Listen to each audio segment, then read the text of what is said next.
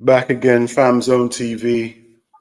It's me, Dean, my co-host, Justy. What we I'll saying, see man? him, man. What we saying? No, it's coming from never far, innit? You know what I'm saying? Big up them man over there always, you know what I'm saying? But Mons was saying that about the fixtures, he doesn't think the fixtures, because obviously you rang me and told me about your away fixtures, innit? Yeah, there, I So, see some. I see some graft, and it was crazy. It looked mad. And I thought, but what's obviously this? he was saying, he doesn't agree with the fact that the fixtures matter and stuff like that. But obviously, I want to get your opinion on it because I was going to tell them to add you into the thing because obviously you man are both Liverpool fans, and I No, was thinking, he's going on with. He's going on with. Oh, because our away form's great. Well, no matter how good your away form, you still want to play at home. Like my away form is better than at home from right now, but I still rather play at home. You get me? I feel more comfortable playing Arsenal at home than away, or playing Man City at home than away. No matter what, my home form is, my away form is. My thing is this year. When I looked, it showed Arsenal only had us in the top 10. There's only us you had to play.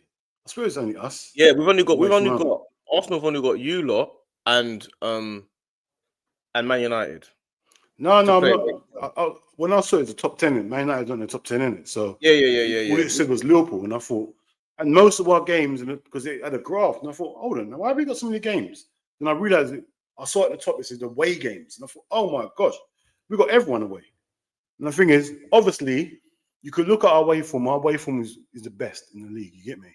But I'm more comfortable at home still. You get me? No matter what our away form is saying. Like I know what he's saying because like I said, the away form, but bro, you prefer your home pitch, bro. You prefer No, it. I didn't know. Yeah, you see when man's talking, having a conversation. Yeah, obviously, big up everyone that's in the chat. Big up, never fall for the raid. You might make sure you lot are like and subscribing. You don't just subscribe. We've got trench talks later, 10 p.m. All of us like bear them and them just talking real stuff. You get me? So you lot make sure you're subscribing. Yeah. But you see what? Yeah, you see when man's having a conversation with it. Yeah, I feel like people are just taking it out like certain things don't matter.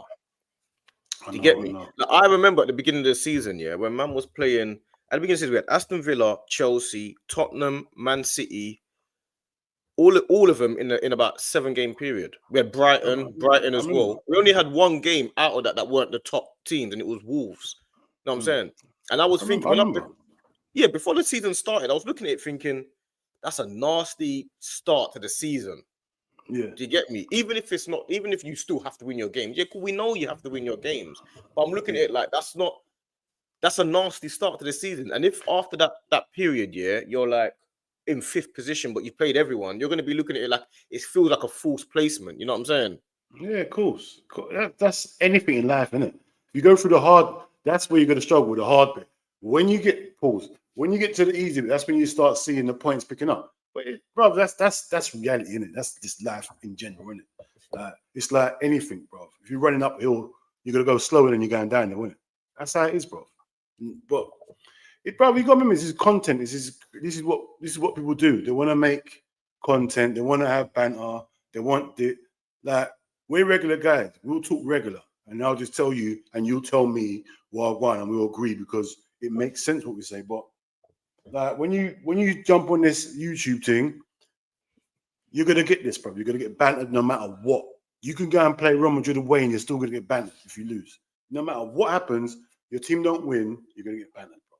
You get me? So No facts. Because I'm looking at it as an Arsenal fan base, and I'm looking at the game like, well, you've got Brentford away, we've got Villa at home. I'm looking at it like that's an equal game. Yeah, I'm looking at it the same way. I'm thinking Brentford away is crazy. Brentford away is a crazy game. If we don't win, there should be no banter on me. Like, it's not easy to go to Brentford and win. If we only get a draw, there's no way I should be getting bantered for that. That's crazy. You get me? But I will get bantered for it, which is mad. Because if in the long term, that's a good point away from home. Now, that's how you got to look at it. Brentford away is a good point away from home now. But people ain't going to see that. But you know how people are like online. They run a narrative, innit? When it's not their club, there's something to banter about, innit? That's all it is, bro. It's about banter. It's about putting you in the mud. It's not about real talk no more, bro. When you talk in football, you could say, oh, but we drew against Man City, but we beat Nottingham Forest. I'm not going to say, oh, what's it called? Oh, you should have won, bro. I know you played Man City, innit? Like it's that. There's things that take place, bro. Like we're realistic, innit? So that's what I'm thinking. I'm thinking maybe sometimes when I'm talking, I'm thinking, is it hard what I'm saying? Like, bro, it is because you look, we're in this world now, bro. It's mad. People don't see it like that. We see it for what it is. Playing Man City away from home is completely different to playing Tottenham at home. You get me? it's completely It's different. completely different. I won't play Tottenham at home all week than play Man City away. I'll tell you that now.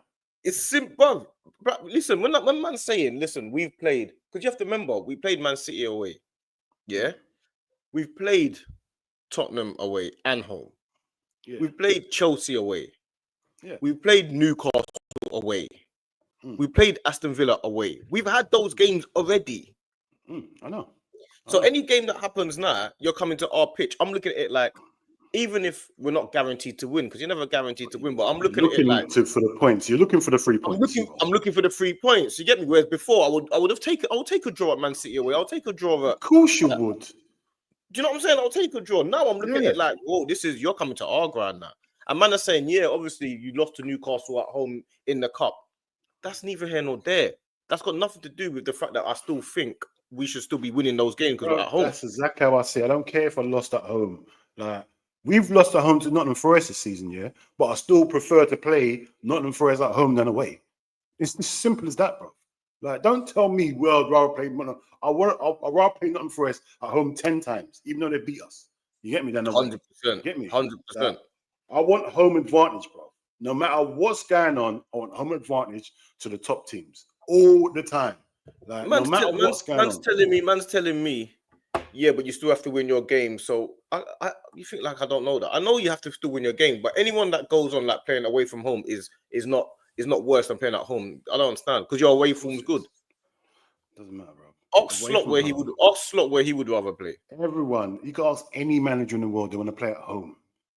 What's the point in having your home fans behind you? What's the point in doing the time costs and picking a side then? What's the point in all that then? I just want to know what's the point in all that then. Exactly. Yeah. Let me know what the point in all this is then, and all that, and then.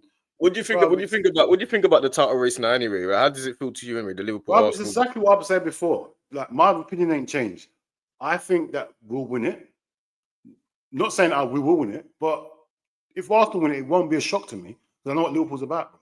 If even like I said, people trying to tell me to rule out Man City, I ain't ruling out Man City.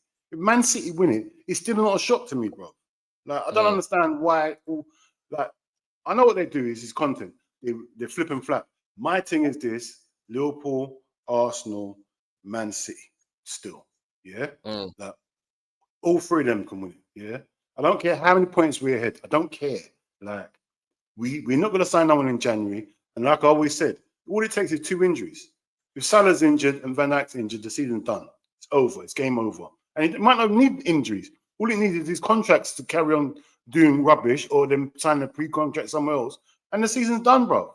That's what you got to understand. There's bare stuff. It's not just football. There's bare stuff behind the scenes that can ruin stuff, bro. So that it's not like I'm not in that crowd where they say, oh, it should be done. No.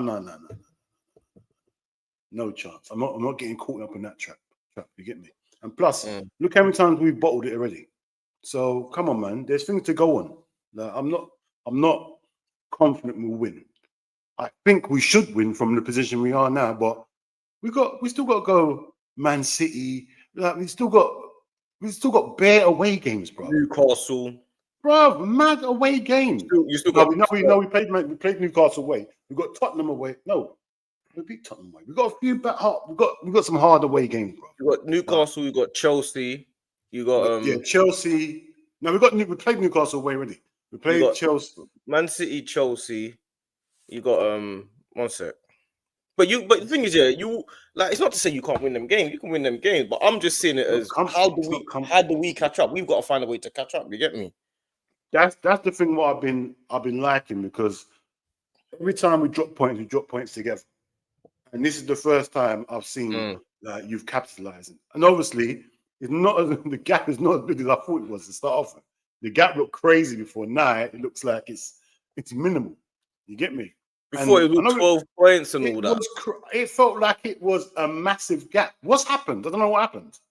Like, did you get 6 points for that win or something? I don't know. I don't know what's happened. It feels like I don't know what happened, bro. Because 1 minute it was 11 points, next minute it's 4 points. What? I know what happened. No, what I forgot. We missed the game, ain't it? You Because we missed the missed the game, but game. even that game will still be 7. But That's not enough. that's if we win it though. Who's saying we win? It's away to Everton. Everton turn into prime Real Madrid when they play us away at their pitch, bro. So that's not even guaranteed. If it's anyone else, it's definite. Not definite, but it's better. But Everton, they just turn into something different when they're playing us. It's a proper derby when Liverpool play Everton. You get me? So it's not a guaranteed win, bro. So, and plus the fixture we got will be have to fit in somewhere, bro. So that's another fixture. That's why I don't like having games in hand, bro. Like, it's definitely another fixture. You got to fit in between something. Depending You on get who me? it is as well. If it was a fixture, we had a game in hand, it's against Tottenham. I'm like, bruv. Yeah, Do I you know don't what I'm want to saying? fixture away to Everton. I don't, bro. We're not good. Recently, we haven't been good there. I don't want to go to Goodison. New David Moyes in charge now. When we was going to play him the other day, it was what's his name? What's that ginger guy? I can't remember. It was Dyche in charge. Now it's Moisey now. It's a different game. It's a whole complete different game now. You get me? So yeah, man. I think they should bring back Dyche for that game because that's not fair. That's not fair, bro. We shouldn't have Moisey. They just Everton just lost though. Yeah, it's Moyes' first game, innit? First game. He's nothing's in like he'll by the time he plays us, we'll have Leighton Baines back, he'll have bare players, he'll have all his old school players. Mario Fellaini and them, man. Mario Fellaini and them. He'll have Fellaini. It'll be a new team, player you didn't know existed. It'll be different, bro. So yeah, bro. That's what I'm saying, bro. It's crazy. No, I don't know, man. I just follow. Make sure you lot are subscribing, man. I don't. You're not on some jolt thing, fam. You lot are just on some play thing. It's definitely a subscribe thing. You get me? Just subscribe to the thing. We got Trench Talks later on, which is a madness. So if you lot don't know about Trench Talks at 10 p.m., I don't know what you lot. Surely you must know about it by now. Fam. They must know about it. A friend must have told a friend to tell you. You must know about it. You lot don't know about Trench Talks at 10 p.m. on this channel. You lot are nuts. You get me? You lot are crazy, man. I don't know what you're He says, I feel like playing a Dyche side would have been harder. They play proper rough and scummy to get a result. No. You forgetting what Moyes was like with Everton. It was it was a rough game and they had goal threat with Moyes. At least with Dyche, yeah, you know it's gonna be set pieces they score. Like they ain't gonna score from open play. With Moyes, sometimes they play football. You get me? I don't like playing against Moyes when it's Everton. Why do you think Man United got him? He was a good manager them days, bro. He was a good manager. He's nothing to play with. Moyes wasn't nothing to play with when he was at Everton, bro. Everton wasn't all these problems when he had Moyes in charge. They were near the top. Not near the top, but they was never having relegation battles. You get me? Nah, it's all crazy. We got Aston Villa above. That's a hard game, and obviously the Villa game's a tough game, man. You know what I'm saying? Like, they're just getting their act together as well. I think you should do it. You're at home. That's the main thing that you're at home. No, but home fixtures don't matter. Home fixtures don't matter. Remember, so you're not bringing that on this channel. You're mad. Put that never a fan. Home fixtures definitely matter on this channel. I'll tell you that now. Because definitely Aston Villa at home is definitely different. We got Aston Villa away as well. That's what kills it, bro. We got Aston Villa away still. That's another away game. Yeah, have you got Brighton? Have you got Brighton away as well? We got Brighton away. Not makes it sick. We've played Brighton. Not makes me sick. We played Brighton away already. Yeah, we beat Brighton away in the cup. I hate things like that. I'd rather win away in the league. Don't play us in the cup and we beat. The only thing is we've got Nottingham Forest away. Yeah, that's not easy, man. That's not easy. Nottingham Forest away is not a joke. It's a nasty game, really. That game stinks, bro. If they get that first goal, it stinks. I'm telling you now, they'll just break us down. And if they got their fast players on, it's a counter attack thing, and then it's a problem. Yeah, but bro, like, here's what it is, man. I think who we got?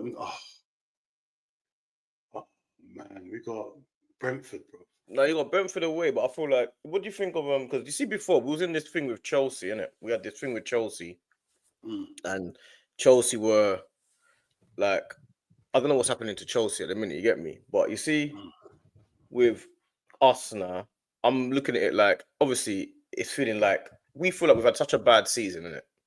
And Yeah, the fan base, it's like the fan base are like really against everything. That's how it feels to me, innit? You get me? yeah, And it's like, I'm looking around and I'm seeing it as we lost to Newcastle in the cup. We've got to play them again. We lost to Man United in the cup. You know what I'm saying? It happened. We lost to them in the cup. But those games, we should have won those games. mm, Yeah. We kind of scraped through against Tottenham. Even though we were way better, we kind of scraped through. You know what I'm yeah. saying? Because Ches said that Arsenal weren't even better than Tottenham. What? I must have This is missed what I'm that saying. bit.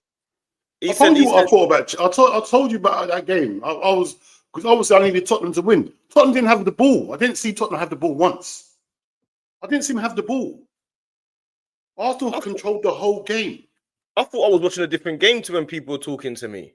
Yeah, I'm when I feeling like, heard thingies, what's his name? George talking about. I thought, was it George? No, it couldn't have yeah, been George. Jules said Was it George? they I defended thought, well. I thought, Jules said they what game was I defended well. watching?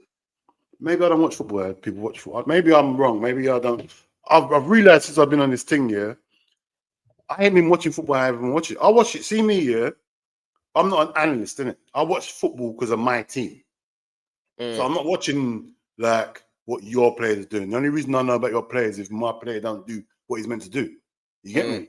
I don't know about what your players are doing, but I was able to watch that game, wanting Tottenham to win. What I was watching, Tottenham never had the ball. The first 10 minutes was between halfway in Tottenham's half and their goal. That's where the game was being played. It was not played outside that. It was played in between them lines there. And like, I think, can't I just get away? Can't I just get the ball out and then start up there?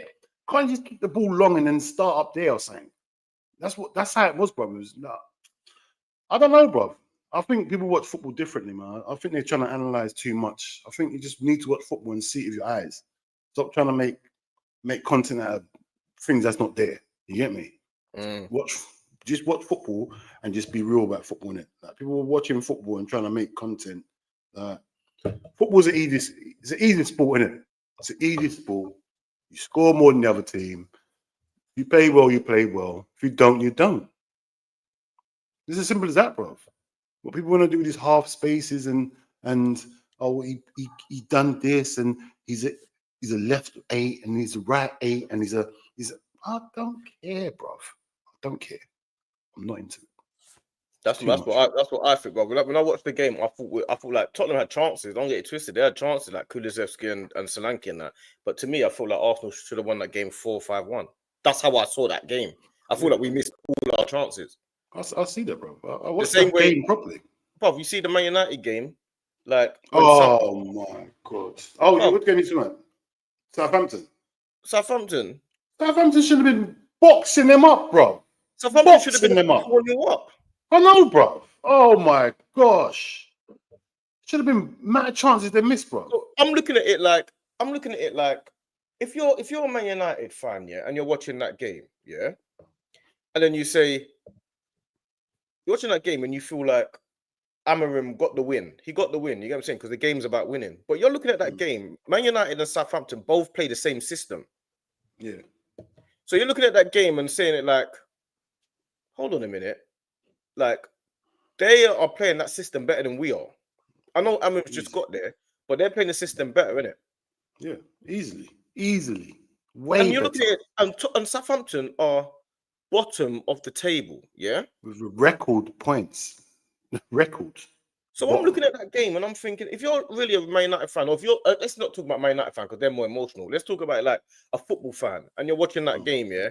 You're looking at it like, is that win a good win? Bro, Like, would you? that's Can you really the be happy about that as a win when you know you should have been battered by Southampton? No, shall I tell you why it's not a good win, yeah? Because when they were losing, yeah, right, I remember them saying, well, it's not about just trying to win, it's about trying to get a style of play, rare. Like, we don't mind losing as long as we implicate there's no point in just trying to win with a different. No, when you were losing, you had this, he's trying this thing. So when you win, have the same energy, innit? Have the same energy. What did you see in that win? All I saw was a guy score three late goals. You done nothing all game. You lot made Southampton control the whole game, bro. The whole game. At your pitch. Your pitch. They played you off the pitch. They were knocking the ball round like nothing. Babies. Like just moving the ball around. What's the name? I like that guy. Obviously, I've seen him before. What's his name? The one that was ripping up Euro. Oh, Solomon or whatever his name is. Yeah, but the first time I see Southampton this season, he came off the bench here. He done a mad. This was early in the season, and I thought, why is this guy on the bench? He's their best player. Then I forgot all about him. And then I see him again yesterday, and I thought, oh my gosh, this guy, if he can sort out his end product, he's going to be a mess. You get me? But Man United can't be happy with that. What happened last night, man? Seriously, man, it's a madness. I don't know, man. I'm just looking at it like very rarely do Arsenal lose games when we've been outplayed, innit? Every time we lose games because we haven't taken our chances. You get what I'm saying? So a lot of the time when we lose games or when we've drawn games, it's always like, yeah, you control the whole game, but you can't break them down. Yeah. And the same with Liverpool. Liverpool very rarely get dominated. Yeah, and we've missed chances. We didn't win. We've missed. It's not like you. Even against Nottingham Forest, you look all over Nottingham Forest. We should have won that game. We should have won it, but we missed chances, isn't it? That's what it is. If we don't win, we've missed chances, isn't it? We've missed good chances and made the ball. But Man United, they won and they shouldn't have won. Basically, they had a guy that the last goal was a joke. I wanted to slap their defender. The last goal was an absolute joke. You get me? Obviously, they missed a couple of chances. Obviously, Nottingham Forest. Southampton are bottom for a reason, bro. Like Man United had a couple easy chances. The what's his name? Anthony chance and Garnacho chance. Yeah, but that's a bottom team. You expect lapses in concentration, bro. There's a reason why they're bottom. So, but yeah, man, this Man United thing, bro. Like they performed against us. They done really well against us. They done really well against you lot, and then they do this, bro. It's crazy, bro. It don't make no sense to me. It doesn't make no sense to him. He needs to make it make sense. You play well. Yeah, because he done really well at Anfield, bro. Played out of their skin, and then they put this. They were worse against us when they played us the second time in the cup. Yeah, but they just beat us. The Sunday just gone. They were worse than when they come. They were worse than when they played us in the league. Yeah, I know, bro. In the league, they weren't too bad. They were resolute until whatever, but against us, they looked good. And then Southampton, obviously, they won the game. Yeah, that's the shining light out of the thing here. But, bruv, the performance was crap. Absolute crap. We say Austin Bomber, Chelsea. Well, let's get into these transfers, yeah, and contracts. Like, make sure you're not subscribing and liking, man. Subscribe more than like to me, though. I don't know, man. Either or, man. I'm not really bothered, but subscribe at the place, man. But you know what it is, yeah? Like, every Arsenal fan, yeah, but you know, Arsenal, bruv, like, I hate being part of, like, people classing me with this fan base. You know that? Because I feel like, because every time I say something, people will be like, oh, Arsenal fans are always like that. And I'm like, bruv, like, take it for what I say. I'm not like these, man, fam. I've never said Arteta out once. So don't think I'm flip-flopping, I'm going up and down. I'm not Arteta out. I still think man can win the league. I'm still exactly the same guy I was before. And I still don't care about Sesko. Like, you see that, bruv, Zubimendi's coming in the summer, yeah? So they say. He's a good signing to come in. If Zubimendi comes in and Partey goes out, it's the same thing. It's the exact same thing, really. It's the same thing. You ain't progressed. You ain't progressed. Partey's our best player now anyway. It's the same thing. And it's not guaranteed Zubimendi's going to drop in and hit the ground running. You get me? Partey's going to be Partey. Like Zubimendi, obviously, we know he's a good player, but we don't know how long it's going to take him to settle in on nothing, bro. So look at that as well, bro. That's how I see it. I see it as we need signings for now. Two, every time I've seen Sesko play, I have not been impressed. I'm not lying to no one. I said the same thing, bro. When it was linked with you, though, I said that's fine. I don't even care about him. Man, I can't remember what was asked about him. I said I don't care about him. I don't know what people keep telling me. Yeah, but obviously, I said, bro, I haven't been impressed with Sesko one little bit. I ain't seen nothing about Sesko that that makes me think, yeah. I want him. Big up my brother. Big up my GG. Come on, family. Big up, man. Fair. Big up, But man. I ain't been impressed with Sesko one little bit. So Same, bro. you get me? I see ain't been what it impressed is. with him. So I don't understand why all of a sudden Arsenal fans are getting so excited about a player. And the thing is, Arsenal fans do this all the time. They always like they cost 1 minute, 2 minutes later, they're like, yeah, man, want this guy, and man's getting that guy, and they're doing this doo, they're doing all that shit that pisses me off. That song, but if I'm Clutching. I hate Scooby Doo now because of that song. They do Bro, all that. I hated it because that same thing happened to me, bro. I'm watching streams and guys are singing that song. I'm thinking, and the thing is, I didn't want Zubimendi. I don't want some. We got McAllister. Why do I want another 5 foot something player in my midfield? We need some monsters in there. No, he's a good player. But listen. I know he's a good player, but it's not what we needed. He's cold. He's a cold player. Yeah, I ain't gonna be going on like he ain't a cold player. Zubimendi is a cold player, isn't it? But you see what? Yeah, like if you get like, I will take it if Zubimendi is a starting player, Partey's on the bench, and Jorginho's also on the bench. Then I'm looking at it like that makes sense. Yeah. Zubimendi coming in and Partey leaving. I'm like, that's the same thing, bro. It's a replacement, isn't it? That's the same thing. You get me? And not only that as well, Sesko doesn't excite me. I'm not gonna lie to no one. That don't excite me.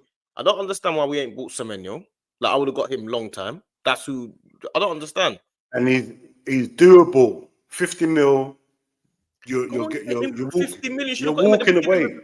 I know, but right now you're getting 50 million and then you're done. Go and get Sesko. Go and get not Sesko. Go and get Semenyo now.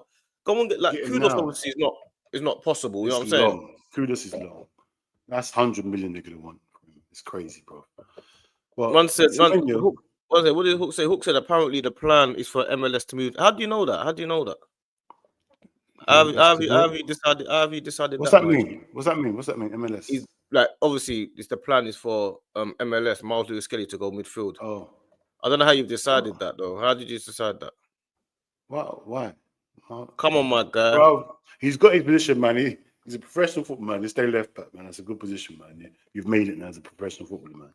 I ain't moving now. Come on, the Herd 85. Come on, my G, man. Come on, my brother. Man's not like all these other Arsenal fans. You won't see no flipping and flapping from me, bro. I don't do it in real life. I'm not gonna come online and start. Do you get me? I think I've always been Arteta, and if you can unpick my arguments, then it's fine. You know what I'm saying? Like, it works. But at the end of the day, like I ain't too impressed with like Sesko. I watched Sesko at the Euros as well. Not one game I've seen Sesko and I'm like, yeah, we have to get him. I don't want him. Did he even score in the Euros? I can't remember. I don't remember him scoring. Not exciting to me. Bro, same as me. We was linked with him as well, you know, bro. We was linked with him after the Euros as well. And I was thinking, ain't exciting not the to me. Striker I need. Not the striker I need. No way. Ain't exciting to me, fam. And obviously what I don't like as well is they do this whole thing where 1 minute they're singing Waka Waka, yeah, and then they're saying, oh, Havertz is the problem. And I'm like, what's happening there? Well, what's Waka Waka, yeah, what's that? That's Havertz's tune. I'm saying Havertz has got his own rhythm at the ground. He's got one rhythm. He's got his own rhythm at the ground, fam.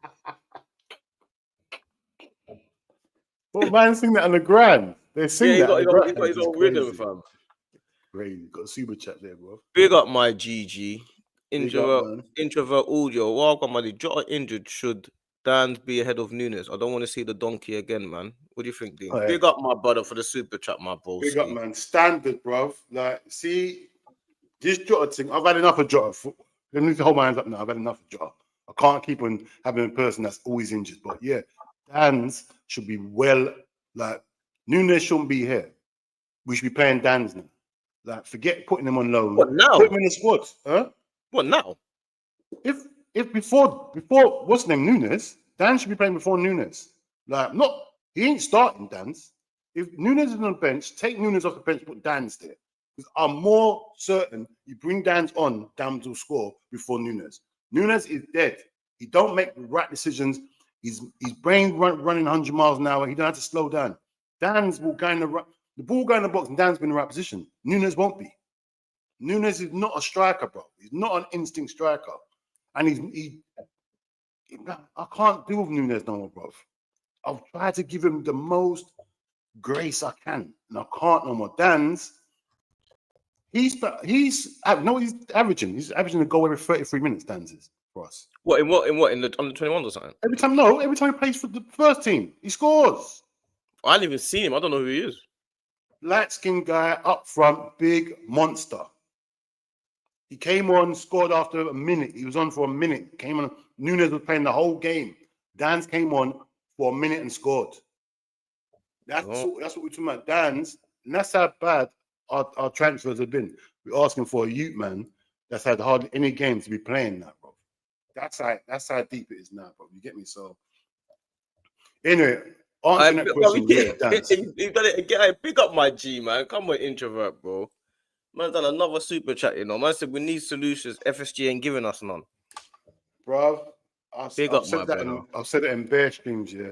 Like, while FSG are here, bro, it's a mess, innit? Like, they're just not, like, they're not helping out the manager. The manager's doing a great job. Bro, help him out.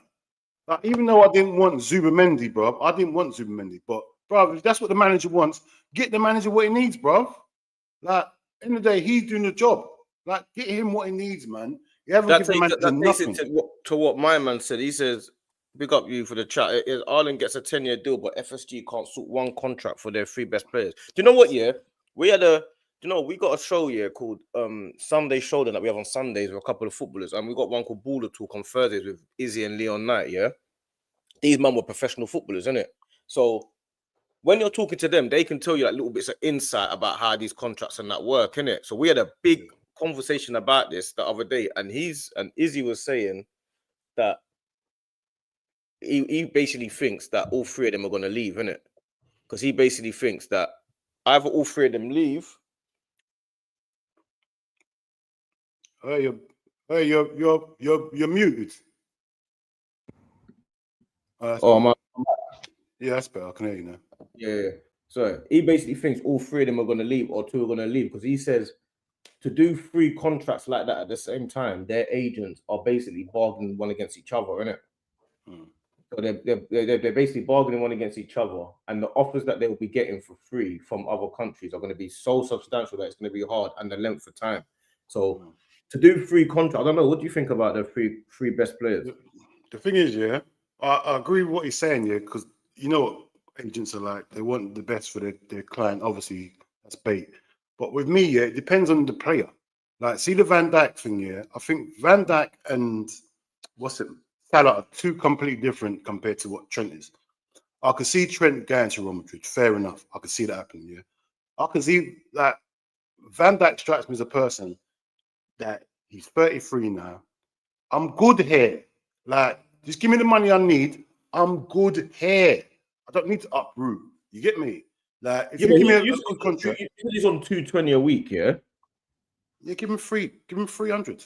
Simple. Yeah, but if it's his last deal, yeah, isn't like we had this conversation already? Isn't he going to want to be paid like the best centre back in the world?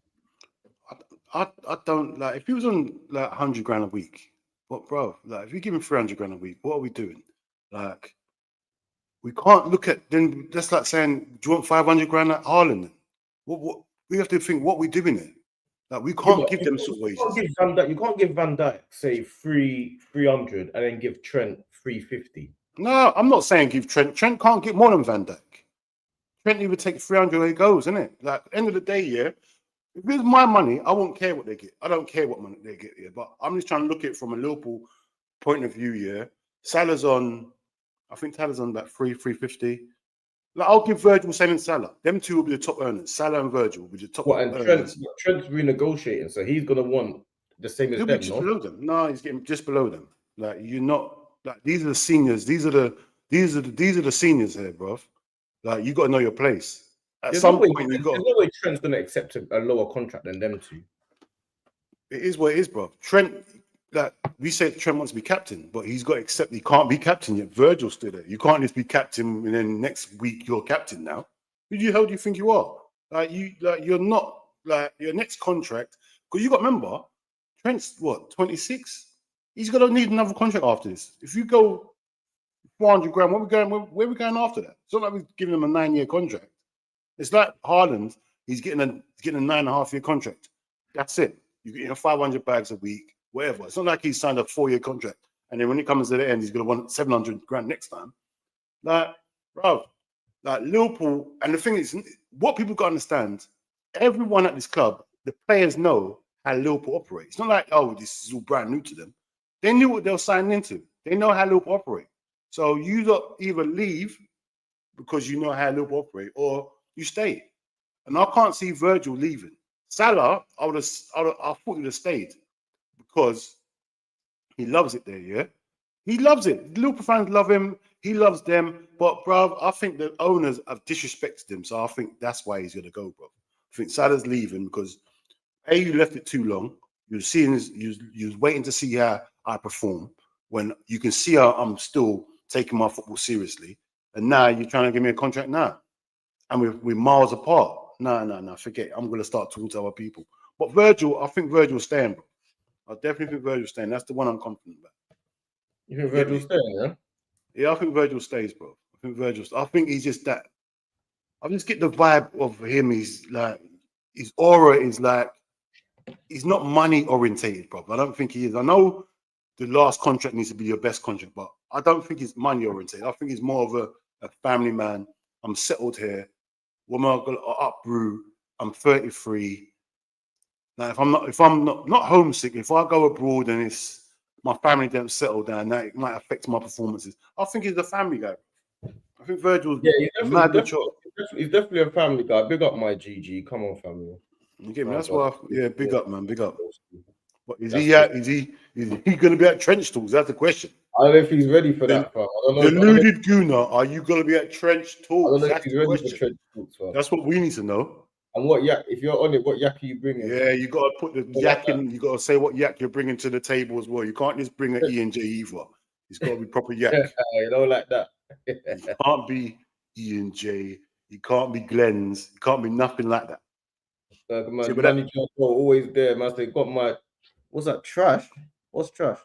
Ready for trenches tonight. Shout out to the guys. Lock up the stream, people. Come on, my brother. Big up the thing, man. But yeah, bruv, like also, I'm hearing Saudi Pro League snooping around Salah and Van Dijk. Yeah, they will be though. Yeah, but I see the Saudi thing. Yeah, what kills it? Yeah. Do you know what's funny about that? Yeah, what people don't know, like obviously, big up. If I don't want to put your business out there, actually, but what people probably don't know, yeah, is certain footballers from all levels get offered about the Saudi league. You know, I think people think that Saudi only go for like the top earners. No, you've seen players out there. That's just no one. Bro, there's bare man that have been offered Saudi leagues and stuff like that. That man are like, it's a lot of money, but I don't want to go. You don't want to go there, bro. Over there, and you know what I'm saying? Like, man, don't really over there for. Man, don't want to go over there. Up audio, man. What's going on there? Big up, man. We get paid today. Come on, Boski. Yo, Diaz, I don't rate Diaz. Not a fan of the player who does all the tricks and skills, but a simple pass in the Forest game he messes. Rather Gordon. You sound just like me, bro. No joke. You sound like me. That's the thing I hate. I hate all these tricks and that. I'm on pace and power and let's get the job done. I don't care about step overs and all that crap. Like, come on, the job done. Make sure you're there for Trench Talks tonight, 10 p.m. minute. But yeah, sorry, go on. Sorry, Dean. That's why I'm in, like, right now. I'm favoring Gakpo over Diaz right now because you see the Gakpo thing here. If Gakpo can sort this out here, see what Iron Robin used to do here: cut in, shoot. It's a goal. You can't do nothing about it. If Gakpo can unlock that trait in him, because when he cuts in and shoots, it could be a mess. That's what I need him to start doing more often. But the thing is, we don't play down his side. We always go to Salah. We need to start giving Gakpo the ball more. You know what I'm like? I like people that's direct. I don't care about running around the world. I care about running straight at the defender, going past him and shooting. You get me? Like all this. Don't run. I'm not that far. I do like Diaz, yeah. But it's like you said, I'm not into the intertwining and weaving. I want directness. That's what I want. I'm a direct guy. You get me? So yeah, I hear it. You think Salah will go this January though? No, not this January. No. Definitely in the summer. No, man. Salah, bro, you got to think like this, yeah. Like I can only go on what I've seen from Salah from when he's at Liverpool. Yeah, he is mad competitive to the point where I hated him when Mane was there. Man's not even passing it to Mane to tap the ball in the net. He's shooting. He wants to score. Like Salah wants to break records. He wants to win the league. He wants to win the Champions League. So I can't see him leaving in January. That's one thing I can say about Salah. He wants to be the best and he wants to win his trophies. Yeah, that's the one thing that's saying to me. Yeah, he's not going to go. But bruv, when I heard, listen to the words I heard. Yeah, this team are offering him a lucrative deal. Bruv, do you know what lucrative means in Saudi League? Like, a normal deal, they're offering Nunes. They're offering Nunes 400 grand a week. That wouldn't even class it as wages. Yeah, they're offering him 400 grand a week. You get me? They said they're offering Salah a lucrative deal, bro. What's that mean? Not a good deal, not a substantial deal, a lucrative deal for a Saudi person that's got big money to say it's lucrative. It's gone past £1 million a week, bro. It's not even £1 million, it's way more than that. You can't say what's Tony on? Tony's on 400 something grand a week, bro. Even Tony, bro. That's not considered a lucrative deal, bro. That's just a normal deal. That's not lucrative. They're using the word lucrative. They're looking at 1.5 on Salah then. Bro, lucrative is crazy in their language, bro. For them to use that word lucrative. No. Just know after a month you can stop working. That's where it'll be. That's what it'll be. So, but will Salah go to that sort of league right now at this age? That's my thing. No, man. You have to remember, I know that probably Real Madrid are probably offering him stuff as well. Yeah, of course they will, bro. Come on, man. We know he's a free agent. Bayern Munich are probably offering him PSG stuff. Will try to chime in, but he's going to say, what am I going PSG for? To win the French league? What else can PSG actually win other than the French league? They can't win the Champions League. You tried it as Neymar, Messi. It didn't work. What, you think I'm going to go there by myself and try to win the Champions? No, I can see him. It's a mad one because I think he's too young for the Saudi, bro. He messes up that league, bro. He's still at a good level. You don't go. He's too early to go. You're still in physical state. But is he ever going to get offered 1.5 a week again? Yes, he will, bro. He's Salah, Mo Salah. Yeah, but you have to remember, if you're having a conversation, with like those people, whoever's contacting you, they're saying things like, "Yo, we want you not in your prime, but we want you at this point now because this is when everyone cares about you. You know what I'm saying? Yeah, that's what they're saying to him. But you know full well, if you give him another 2 years, he don't drop off. You know, every club in Saudi will try, and I'll tell you what, some clubs will double up and say, you know, we'll pay some of his wages as well. Just get him here. We'll start ganging up on other teams. He'll play for any team he wants out there. They'll start sharing him. That's how deep it is, bro. 1 week he's playing for El Hadji, whatever the team is, then next week he's playing for another team. That's how they just need him in that league, bro. He'll be the ambassador. He'll be everything, bro. They'll give him a new wife. It'll be mad. It'll be madness out there, bro. You get me? It's Mo Salah, bro, the most successful Muslim football player, bro. They need him in that league. The fact that he's Muslim will play a big part. I think that's probably the only part. The main thing, bro. Because remember, they've had the Ronaldo, bro. Ronaldo's the biggest footballer that you can get here, and the Messi's, but bro, they obviously tried to get Messi, but Messi went to America. I think he went to America. Messi went on it, bro. Messi, bro, he don't care. Messi is Messi, innit? He can do what he wants. Salah, he'll be the poster. He'll be the picture of their football. His face will be on it. He'll be the new sponsor. There'll be forget his wages, bro. Forget the wages. The wages might not even be like his main source of money out there. The amount of sponsorships and everything he'll get from this, bro. Oh my gosh. They'll start naming things after him. They'll be doing all sorts, bro. His name's Salah as well. Like it means more. It means more. Get me? It's crazy. Yeah, they're gonna I think they'll prize him away at the end of the season. Like there's no way. Yeah, bro. I don't see that. Yeah, I don't mind him going into the season. Like the thing is, like I always said, footballers' career is very short. So do what you got to do to feed your family. Because you know how many footballers have fallen off of football and now they're broke. You get me? Or they're not in the financial situation they wish they should have been. You get me? Because they've wasted money or whatnot. This is generational wealth, bro. His grandkids. Forget his kids, his grandkids' money. You get me? Like you're earning like 2 million a week. Bruv, come on. You can't begrudge someone for that, bruv. If he's at work, yeah, your best mate gets offered a job somewhere else that's got to pay him quadruple his money. You're not going to say, oh, I'll stay because you're my brethren. Go and get the money, bruv. Go and get the money, bro. I know football's different, but bruv, that's his livelihood, man. Let him do what he's doing. So you have, I don't want him to go. You have that same mentality for Trent then? Bro, my mentality for Trent is, like, this is what I'm saying, yeah. If that's what you're going to do, go Real Madrid. I've got no. My thing would be if he went to Chelsea or something. I don't mind when players say, you know what, it's a Real Madrid thing, innit? Cool. You get me? I ain't got a problem with that. Don't think I want him to, like, when we play Real Madrid, I want to do well. No, if you do well over there, yeah, that's fine. Don't think I'm going to be supporting you when you play my team and you're in direct competition with me. Not like Trent, bro. I blame my club, innit? That's my thing. I'm blaming my club for the contracts. And the thing is, it's not like it's a one-off. This has happened before, so I know it's definitely our fault. You get me? We've got previous with this, with the contracts. We've had the same thing before, bro. So yeah, man. I blame our club, man. You get me? So that's why. Man said, what's it before? Man said, yeah, I remember. Yeah, I see the Ronnie O'Sullivan thing. You know, I see that yesterday. That's what they're doing. But hold on a minute. Man said first contact between AC Milan and Chelsea for João Felix. What?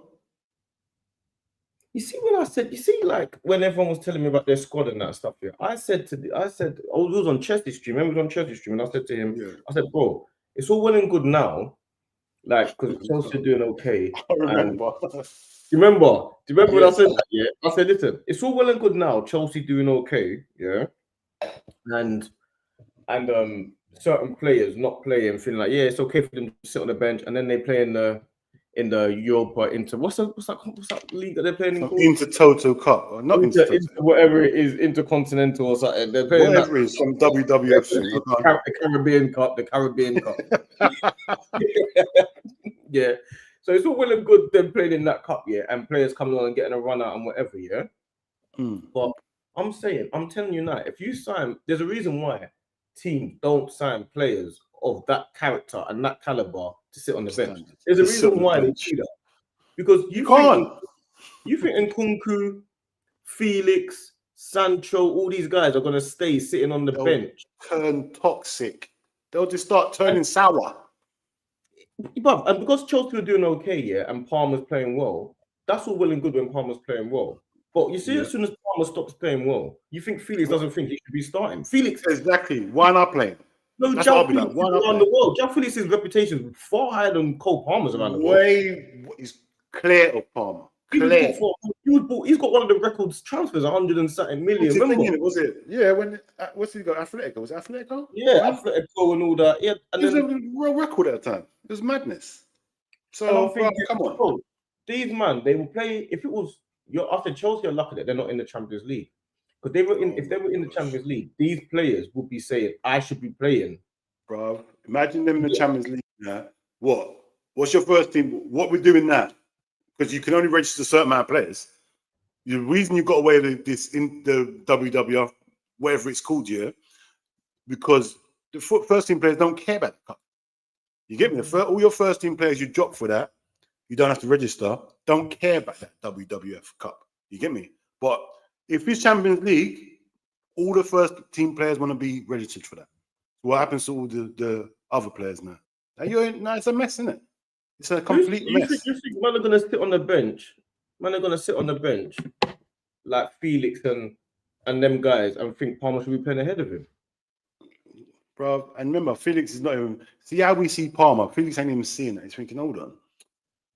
This guy's doing all right, but I was doing all right at that age as well. So what's going on? Why are we making a big fuss out of it? Because England. There's a back of these guys in Spain.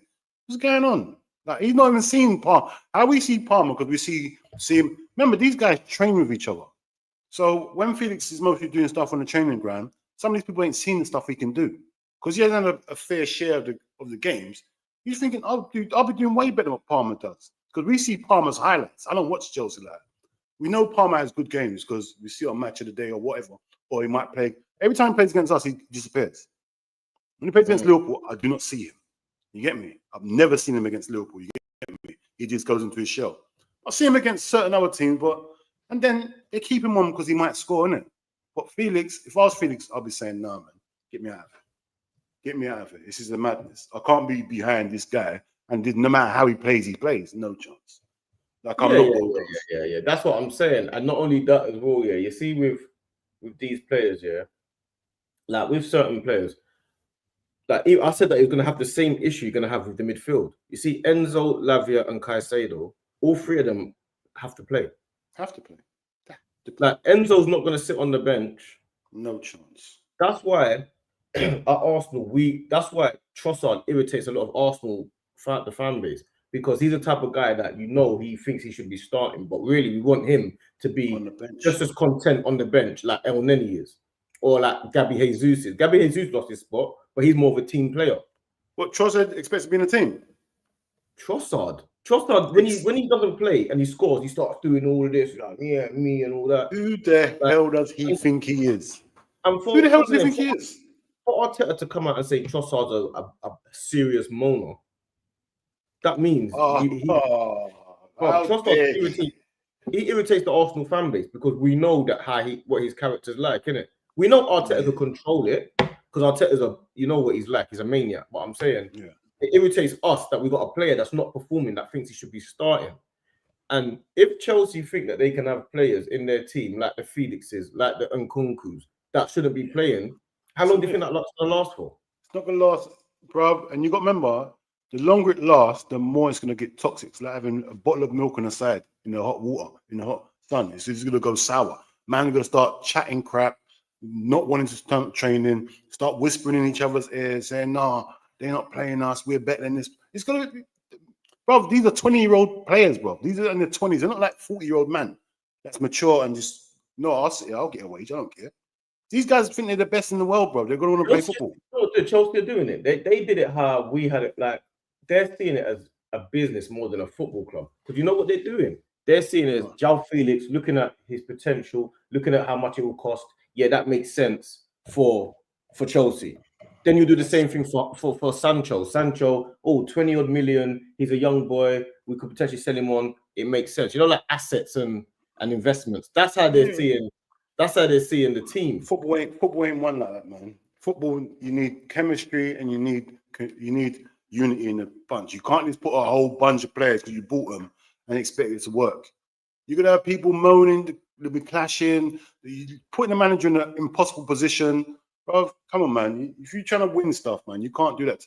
You got to buy players the manager wants, man. You can't just, stockpile them, make them play well and sell them for a profit, bro. You're not doing a Brighton thing here. This is why these teams are not successful, bro. It don't work like that, man. You need chemistry. You got to want to win stuff. You need owners that want to win. You get me? Well, you got to remember, look what they did with Mudryk. Mudryk, they saw it as an investment. And we'll sign him for this much money and we'll sign him for 7, 8, 9 years because we've seen it as we can sell him on. Next thing you know, he starts taking drugs. Now all of a sudden, his value's gone. So the investment that you're making, only works if the player is performing. Do you get it? Yeah. But it's that Todd Bowley and them, man, are forgetting that the players have to perform and be the right players. So instead of you just thinking, I'm going to bring that player in because it makes sense for money, that player in because it makes sense. Because Sancho makes sense for 20 million on paper. Is it a loan? The Sanchez, isn't it? Is it a loan? No, Sancho. I think they signed Sancho. What, for 20 million? Yeah, for 27 million, I think. They couldn't have signed him for 20 million, sure. Yeah, I think they did. I think because they were comparing it to these man was saying, like, I can't get Sancho for 20 million. Sancho, the Man United player. They signed Sancho from Man United, yeah. And they're saying, because I remember somebody was saying to me, I thought it was loan. I think they said loan. I thought they signed him. They said something about we sold Mason Mount and we sold Havertz and we bought in Sancho and Neto. That's what they were saying to me. That's what I remember them saying. Maybe I didn't know. What 20? No, I didn't know. But I didn't know 20 million for Sancho is crazy. Oh, Hook says it was a loan with an obligation to buy if Chelsea finish above 4. Oh, he says it was a loan and obligation for 25 mil. Yeah. So What the oh then wait, Hooks, explain that. You saying that 20 million fee for the loan, or is it 20 million? no, it's a loan. It's a loan, but at the end of the season, they have to sign it for 25 million. Is that it? So that's what I'm saying. That's how they gosh. see. Yeah, but that's how they're seeing their football, the structure of their football club, isn't it? They're seeing it as sign Sancho for 25 mil, sell Havertz for 65 mil. You get it? Sign Neto for however much they signed him, sell Mason Mount. 70 million. You get it? Sell Gallagher Yeah, but, and then sign Felix. Do you get it? But the thing is, you can't work like that. You can't work. The thing is, I see the Sancho one because he's a player and you can sell him. Yeah, I can see that. Yeah, for 20 million. But you can only sell him. You can only sell him. You can only sell him if he performs. Yeah, but you can't lose with 20 million, really, in this day and age. Like Sancho, if you were going to sell him now, you're going to get more. Even if you don't perform, you're going to. How much do you think Sancho will be worth? How much do you think Sancho will be worth now? Minimum 40, innit? Sancho, minimum. 40 million for Sancho. It might be more than that. Sancho, we're talking about light skinned Sancho, innit? Yeah, who's going to buy Sancho for 40 million? Probably Sancho. Yeah, but Man United sold it for 25. But that's what I'm saying. It doesn't make no sense to me. Selling Sancho for 25 doesn't make no sense to me. I thought you'd get more than that for Sancho. Like, no matter how he's performing, I don't know why they're selling for 25. Yeah, but they wanted him because he's probably on high wages and they wanted him off the book. They're trying to get Garnacho for 50 million. They're trying to sell Garnacho for 50 million. But they sold Sancho for 25. Who's trying to get Garnacho for 50 million? No, they're trying to sell Garnacho. Who's trying to sell Garnacho? Man United. Are they? Yeah, they're trying to sell Garnacho. Well, I don't know, but people making inquiries for him, and the fee I'm hearing is like 50, 60 million. Like I'm thinking, hold on. So you're trying to sell Garnacho, you're valuing him at 60, but Sancho at 20. I'll definitely rather Sancho than Garnacho, bro. That's crazy to me. You'd rather have Sancho rather than Garnacho? Yeah, bro. I don't rate Garnacho at all. For what price though? Well, whatever price, because if you're valuing Garnacho, yeah, so this is what I'm saying. Who says Sancho was on 300 grand a week at United? That's too much for Sancho, bro. I hear it, bro. But what I'm saying is, you got to get him off the books. 300 grand for Sancho is madness. Like even it's Havertz, not madness at Man United. It's not madness at Man United. 300 grand. It's not madness at Man United. Oh, Havertz is on Liverpool. Havertz is on 280, and he ain't performing anywhere near as bad as Sancho. Yeah, but what I'm saying, like at Man United, 300 grand is not crazy like that. If it was at Liverpool, 300 grand for Sancho sitting on the bench. That he was in the academy. He was playing Ten Hag had him not training with the squad and that. Yeah, remember, he was at home. He wasn't allowed in the training. I remember. He's at home playing quad. But bro, yeah, he was quad. 20 million though. What's a quad? That's a quad. That's crazy. He was at home playing quad. Quad. Quad is crazy. But still, man, 20 million is mad though. Come on, man. 300 grand a week is mad. I know, but come on, man. Selling Sancho for 20 million is crazy. Let's think about it carefully. Let's think about all the players that's gone for 20 million. No one goes for 20 million no more. It's a minimum 40 million. 300k a week. You have to remember, yeah, Chelsea have got to sign him and pay him 300k a week. Yeah, Chelsea don't mind doing that. Chelsea don't mind paying wages. You know what Chelsea are with wages. It means nothing to them wages. So what's Liverpool? How much did they sign João Felix for then? Someone told me. No idea. I have no idea. Have they signed him or is he on loan? I have no idea what Chelsea's done. Because don't forget, he was on loan there a couple of seasons ago, wasn't he? Yeah, but I don't understand. See me, with the Chelsea signings, I lost touch with Chelsea signings because they bought so many players, I don't know what was going on. You get me? How much was he signed for, man? 30, someone said 30 million. So they signed him for 30 million. And what wages is he on? Because man, I got to start. Oh no, it says 46.3 million. It says. So they signed him for 40. That's 50 million. So they signed him for 50 million. They signed Felix for 50 million. And what wages is he on? That's what I'm saying. So my thing is this year: if you're signing Felix for 50 million, yeah.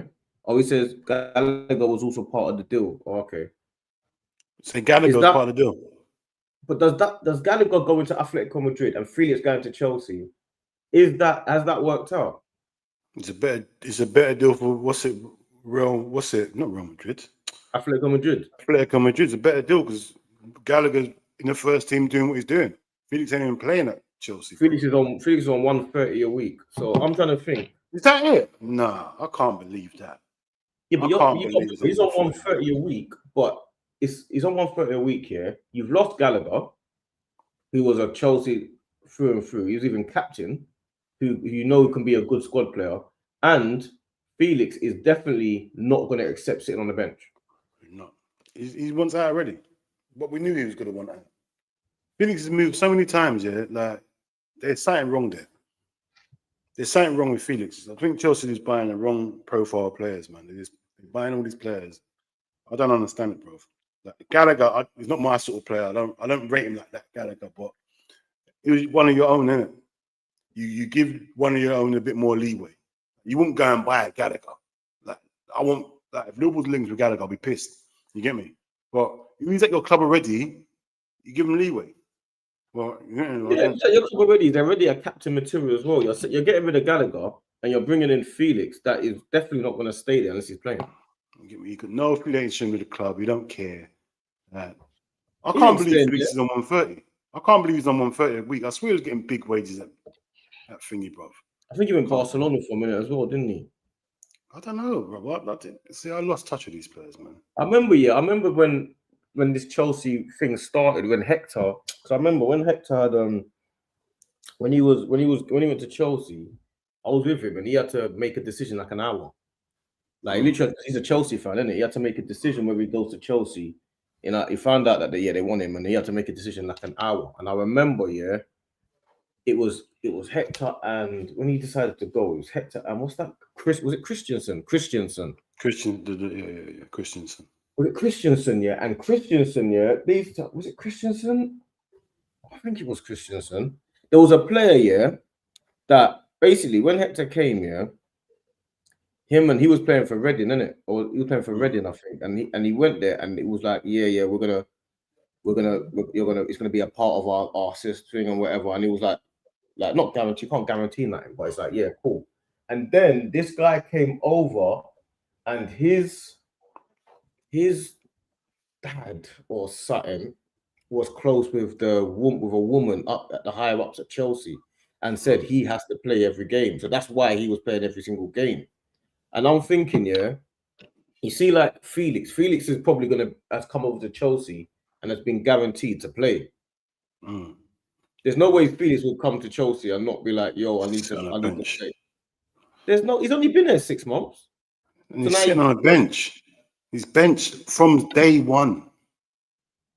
So now he's saying that he has to. Now he's saying that he has to go to AC Milan because he wants to leave. Yeah, but the thing is, what Felix did last season on loan at Chelsea? Who was Felix at Chelsea last season on loan? Was it last season he was on loan? He definitely came on loan though. So where was he last season? I swear, am I going mad? He was at Barcelona, didn't he? He was at Barcelona, isn't it? I have no idea, bro. I can't remember. I think he went Barcelona. I think it was the season before he was on loan there. I think he went Barcelona. Yeah, man. But yeah, bruv, like the Chelsea thing's a mess because they have to stockpiling players, isn't it? Cattle. We're doing the cattle thing, and then but it's working. I'm not hearing any Caicedo shouts anymore. I'm not hearing any. Lavia. Lavia's injury is too injury prone. Yeah, his team is bro. You can't. A 20-year-old. You can't. Even what Dap said that from early. Dap said, yeah, this guy, what's it called? He's been shouting it for a little while now, Dap says. Yeah. So, but I try to give Lavia the benefit of that. He was out all last season. He's out again this season again. Not this season, but he's been injured this season again. In and out. It's in and out, bro. Like, you can't, bro. There's nothing you can do. It's madness, bro. If we assigned him now, bro, Liverpool assigned him, yeah, that's a player. It's not even like we like Chelsea, we can buy 3 of them players the same. We can't. That would have been our signing. So if he's injured, we ain't getting no. You know what you say is right. I feel like a lot of people get a lot of stick. Like Arsenal fans were upset that Neto went to Chelsea, and I'm like, why would you sign a player that's been injured? Exactly, bro. We can't afford that. Chelsea can afford that. They can have a player there, and they can have 3 players that should be first-team players fighting for one position, bro. If Neto's at Liverpool, he's playing. He has to play. It's not if, no buts, no maybe. You can't be injured. You can't be, no, you got to be playing. That's what I hate about my club, bro. If we sign someone, they have to be fit. We can't risk certain things. Like Chelsea can just go and, yeah. No, we know he's good. Don't care about all that. Just sign him. We can't do that, bro. We definitely can't do that, bro. Because, boy, this doesn't make no sense to our owners, bro. Chelsea, they don't mind it. You get me? Yeah, Chelsea don't mind it, but I feel like they're gonna start. I feel like their system will start. They're gonna have to start like changing up their system, because if they don't, because they're in the top 4 battle now. Newcastle are now looking a real threat to the top 3 teams. Newcastle, see, now they're looking strong. Can't. When I'm watching them, I'm thinking, right, this is a proper man team now. It's like a men. Yeah, One's a man, like mature. Like they're ready to fight. They're ready. I don't even know if Isaac will leave Newcastle. No, he will, bro. He will. Bro, he's got Eddie Howe's manager, bro.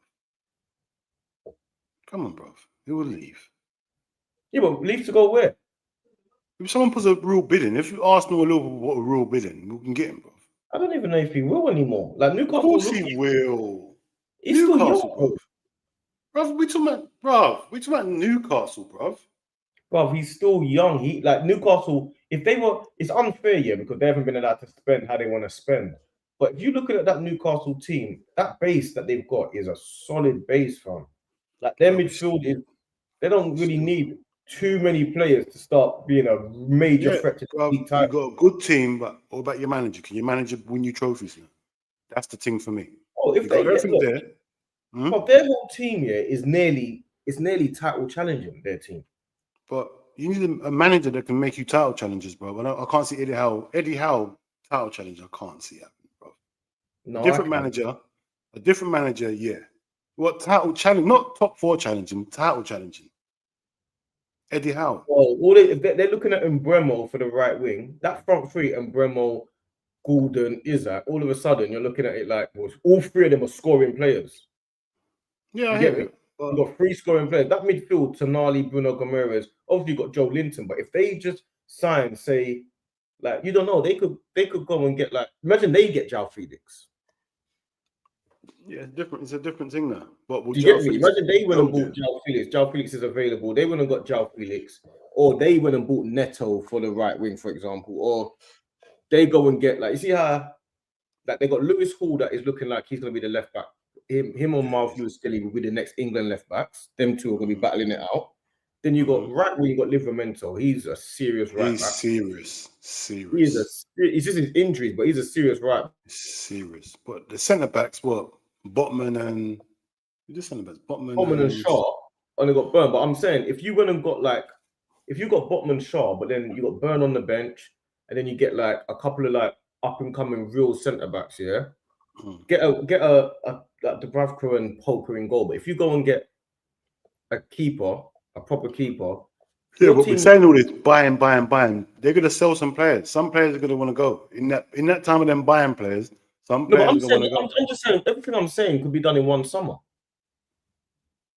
I don't know. No, it is. I don't know their financial whatever they're going through. I don't know if they can do it in one summer. Otherwise, they'd have done it already. They had to sell some youth players. Yeah, so you know what happens? This is why Gordon was linked with Liverpool. They didn't want to sell Gordon, but then they've got to a point where they nearly had to, and then they sold. Was it Anderson? Who did they have? Was it Anderson?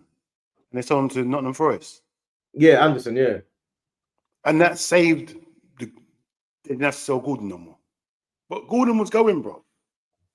Because they had to sell players, bro. That's what I'm saying. Are they at a position where they can do that? That's what I'm saying in one window. I don't know about what I'm saying in this windows now, there's a few. Well, how come Man City will have to spend 200 million in January? I don't know how these things works, bro. I don't know how it works. I don't know. I think it's I how much thought, I think it's how much you bring in a certain year means that how much you can spend or something like that. But for me, I'm thinking, bro, you've got like let's imagine, yeah, Newcastle, like a couple of clever signings, yeah. Like they're a couple of clever signings away from being a title challenging team. Because they've yeah, the already, team if is. you look at it properly, they've already signed brilliantly. Every one of their signings has come good. Yeah, Shaw's yeah, yeah. good, Botman's good, Pope makes sense. Even Dan Burn, flipping Bruno Yeah. Gomares, Tonali, That midfield's like crazy. That Isaac, midfield is. Gordon, all their signings have come good. I didn't have any bad signings. You get me? Everyone's So, performing, bro. bro, for the fact that they've But not had remember, any bad because you got to remember, it's Newcastle, bro. What you got to remember, yeah, they've been given time. It's not like they've all come good. They've gradually became good. Like look at what's his name, Joe Linton. He was dead when he was playing up front. Dead. yeah, but that's Then they said, you know that's what? what Let's I'm put him saying. behind the striker. When you said can Eddie Howe get a title winning team, he can improve players clearly. Yeah, he can improve players, but can he go to that next step now? Like, I think so. It's all good. So. That's what he's always done. That's I all he's done. Then when he's up, we got to remember at Bournemouth. That's what he's known for, making players better, isn't it? At Bournemouth, Bro, putting balls in positions there. All they got to do is get a Semenyo right wing. I know, bro, but that's what you got to do. All you got to do is a striker, and then you're the same thing with everyone, bro. All Liverpool needs is a DM, and then we're good to go. No, but Everyone needs that one player. I don't think so, though. I think you need. I don't think so. You need a new striker. But this season, I'm talking about right now. If we get a DM, I'm happy because we can score goals. You get me? We can get a striker in the summer. I don't look at Liverpool and think like you need one or two players. I look at your team and I feel like you need a striker, you need a number 10, a proper number 10, you need a left back, you need a right back. Yeah. That's for next season. But this season, all we need is a midfielder that we can get by with Simica. It's not like people going on with what's his name, Robertson and that. Robertson is not a bad player. He's finished, isn't it? But he can still play the season. It's not like he's just dead. Like he has his moments, like every other player does. But he can get through with him. But if you're looking at the two teams, Newcastle and Liverpool, I'm not seeing that Liverpool are much better unit. No, of course not. Newcastle are right there. Bro. They can go toe to toe with anyone. But like I said, I'm just saying, can they bring this up to consistency? That title challenging. It's not just about your team. It's about we all got title challenging teams, bro. But are you consistently? Can you do this? Can you go away on a Monday night to whoever and get the points there when it's cold and that? When you have to, can you deal with the pressure? Like if the top team winning, can you win as well? Or if the top team drop point, can you win and go top of? Because it's a different pressure when it's title challenging, bro. Complete different pressure. And you can see with Liverpool, they're dropping points now. It's a different pressure because now you're expected to win. Not like, oh, if you draw, it's all right. No, you have to win because Arsenal's there. It's a different thing, bro. And Eddie Howe's never had that. So the only thing I think is about their team for the title challenging, which I would agree with you, is more about how they play. Like you see, Arsenal, Liverpool, they dominate the ball. So we're not with Newcastle. They're so energetic and so rough and tough. Can you play like that forever? Because you remember when they did it, when they beat, who did they beat? They beat in the Champions League. They beat someone. Like they played PSG in the Champions League, innit? Remember last year? Yeah. And then did they beat PSG, innit? They beat PSG, I think. And then they played, Newcastle played Man United. Was it PSG? Who was it? No, it was Aston Villa. Aston Villa beat Bayern Munich. It's Aston Villa then. This season. Munich. Yeah, this season. Beat Bayern Munich. And then they played Man United, innit? And it was like, you can tell it was like, oh, they've dropped it. They complete different games, innit? All the energy went into that one game, and now they come back home. Nah, it's a mess. Yeah. Can Newcastle do that? I think Newcastle can. I think Newcastle, all they need are a couple clever signings. I think they'll be right up there, man. I'll be real. Yeah, I think they'll be right up there, but I just, like I said, man, I just don't know. Look at them now. They're above Chelsea now. All of a sudden, we've been talking about Chelsea. Oh, they've got it together. Maresca this, Maresca that. All of a sudden, Newcastle are above Chelsea. But that's the thing that's helping Newcastle because they're going undetected. No one ain't talking about them. You get me? When Yeah, they but start not going into the yeah. once Yeah, they go on. start becoming highlighted and they start becoming in the press every week, Newcastle's fixtures start going on the telly, and they start getting interviews. Players start getting interviews by how you doing, how do you think you're going to start doing in the. It's a different pressure now, complete different pressure because now the spotlight will be on you. Right now, you're just sitting there in the wings, performing well, bro. It's completely different when it's Yeah, on but you, they bro. finished top 4 before. They've done it before. They can do it again. I'm putting more Yeah, my I money. definitely think they can. I can definitely see them finish I'm top putting 4. my That's money like on that. Newcastle to finish above Chelsea. Yeah, bro, same. I think the same as well. But title challenging, I don't know, man. I think they're gonna But need. they're only 5 points behind us. I know, but I think they're gonna need a few players, like because, like I said, like Liverpool, we get injury, we're in trouble. If Newcastle, like Isaac's injured, I don't know where they go from there. To be Yeah, it's honest, a problem. It's a problem. you get me? That's like us. If Salah gets injured, we can sort of spread out their goals, but Salah will come up with moments, clutch moments. You get me? I So think Van. that's a I miss think, for us. I think Van Dijk is probably more key to Yeah, not getting. yeah, Van Dijk is way more key. Like I always say, that's the contract I want to swipe first, Van Dijk. Then we can move on. Van Dijk, I don't know what we do. I really don't. I really don't, because you got Yeah, I two think Van young Dijk. defenders playing together, that were Kwanzaa and Kanai. That's not going to work. It's not going to work. Like Yeah, Kwanzaa I and think, Kanai. yeah, things on Kanate doesn't sound It's great. not going. No, it's not going to work. It's not. And Kanate would have to go to the other side, maybe. No, because Kwanzaa can't do that. Kwanzaa can't do the defending behind Trent thing. Kwanzaa ain't got pace like that. Kanai is That's what I strong said. and he can do the. That's He what can I said. stay. Kwanzaa No, would have to go to the other side. That's what I said. yeah, he's good. Yeah. Yeah. I thought, yeah. I thought you were talking about. Yeah, Kwanzaa has to start where Virgil starts. Yeah. Yeah. That's a nightmare. Yeah, you can't switch the play over to Salah. What Virgil? There's too much stuff you can't do. I don't want to think about that. Yeah, I definitely think Liverpool's team is a bit. Have you not all subscribed though, man? Like, I hate this telling people to subscribe, man. People want to subscribe, they will. If they don't, they don't. I hate this. You have to like and you have to subscribe and I might No, I stop. don't like. It's just a grab thing. Yeah, I must, bro. You have to I must remind stop, guys. stop asking because you lot are just. I must stop asking. Might just write on the screen. Right on the screen. Subscribe. What happened to you? Subscribe. You get me? That's what I'm on. Just put a big disclaimer on the screen. Come on, my You get G. me? I'm the final boss. You're the final boss, yeah? That's Are you big bosses? Why are you bosses? Tell us where I'm going from. Why are you the final boss? Bro? He's the final boss. What Yeah, is this? but I said City's top earners: Haaland 550, De Bruyne 400, Ronaldo and Jack 3, John Stones 2. That's some very high wages. see, that's what I'm saying. Things like that. Yeah, when Arsenal can't do anything like that. Liverpool's nowhere near. Like our highest earner is mostly their fourth highest earner. Like Salah's on like 350, and that's the only person that's there. Is Salah. Salah's the only person that's around that range. Everyone else is around the 200k, if that.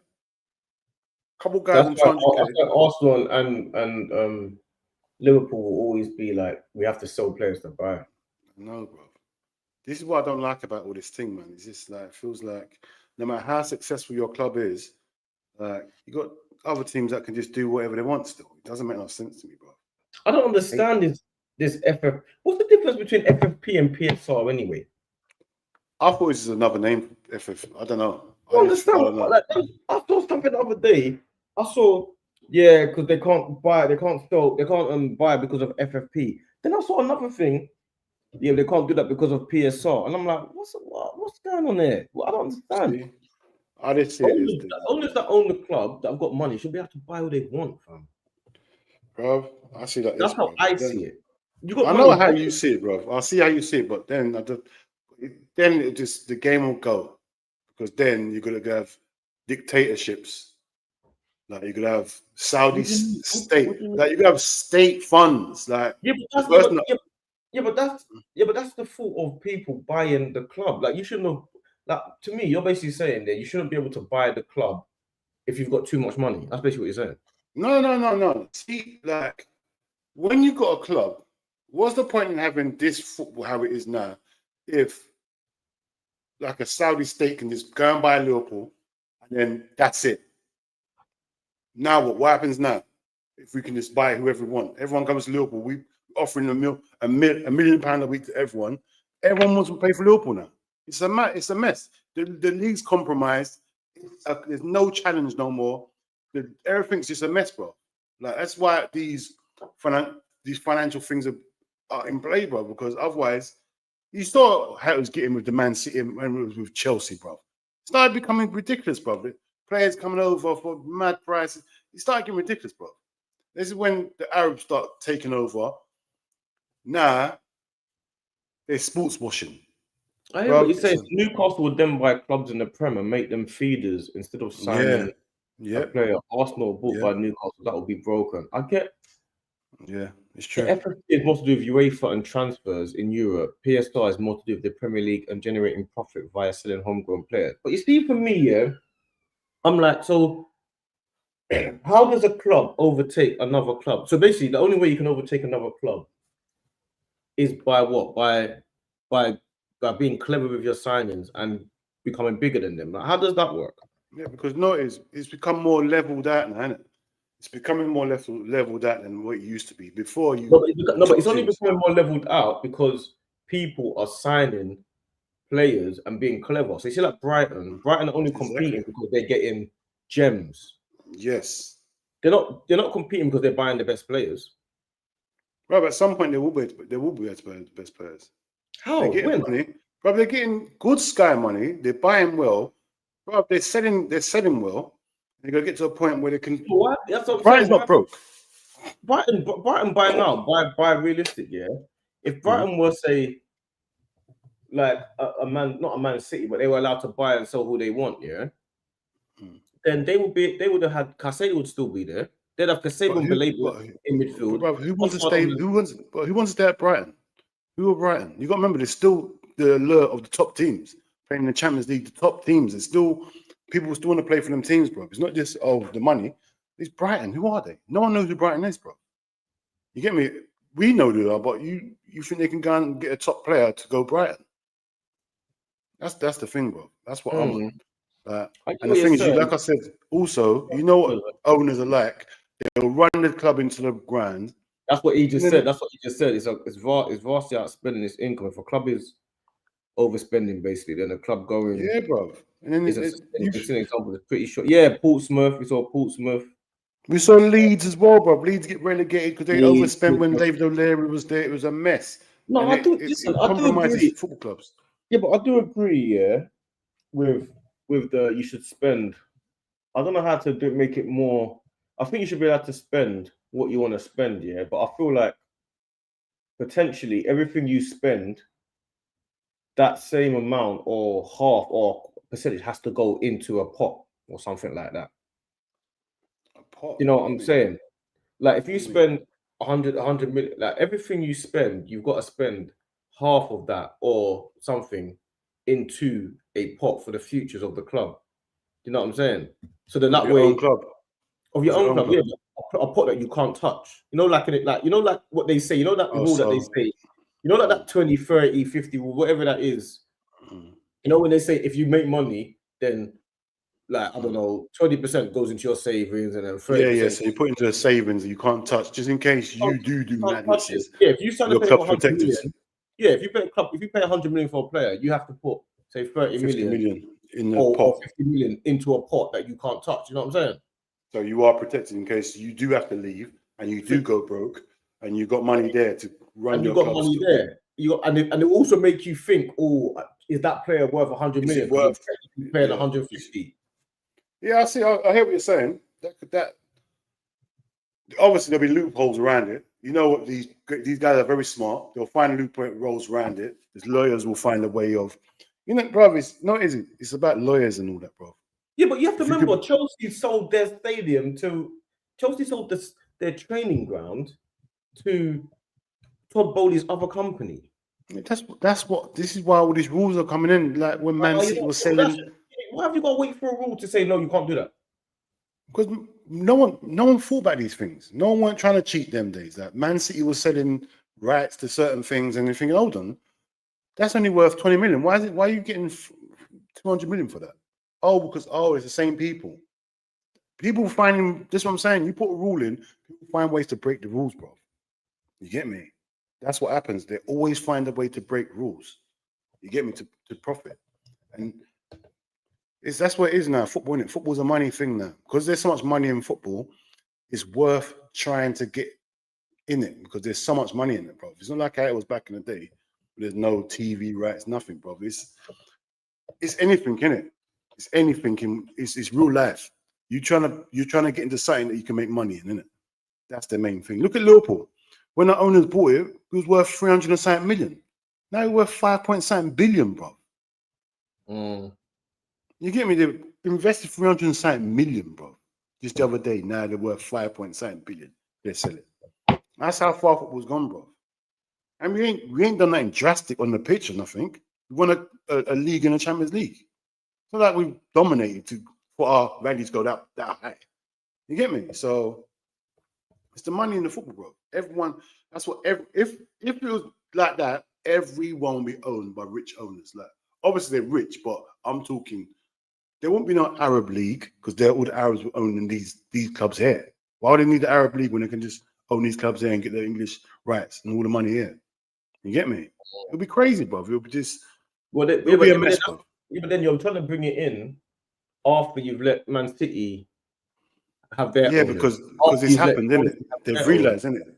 It's happened, isn't it? They've realized it. It's happened now, so they're trying to change it. Because remember, it's like anything, bro. It's like the banking system. They didn't know it would be fraud until it happens, isn't it?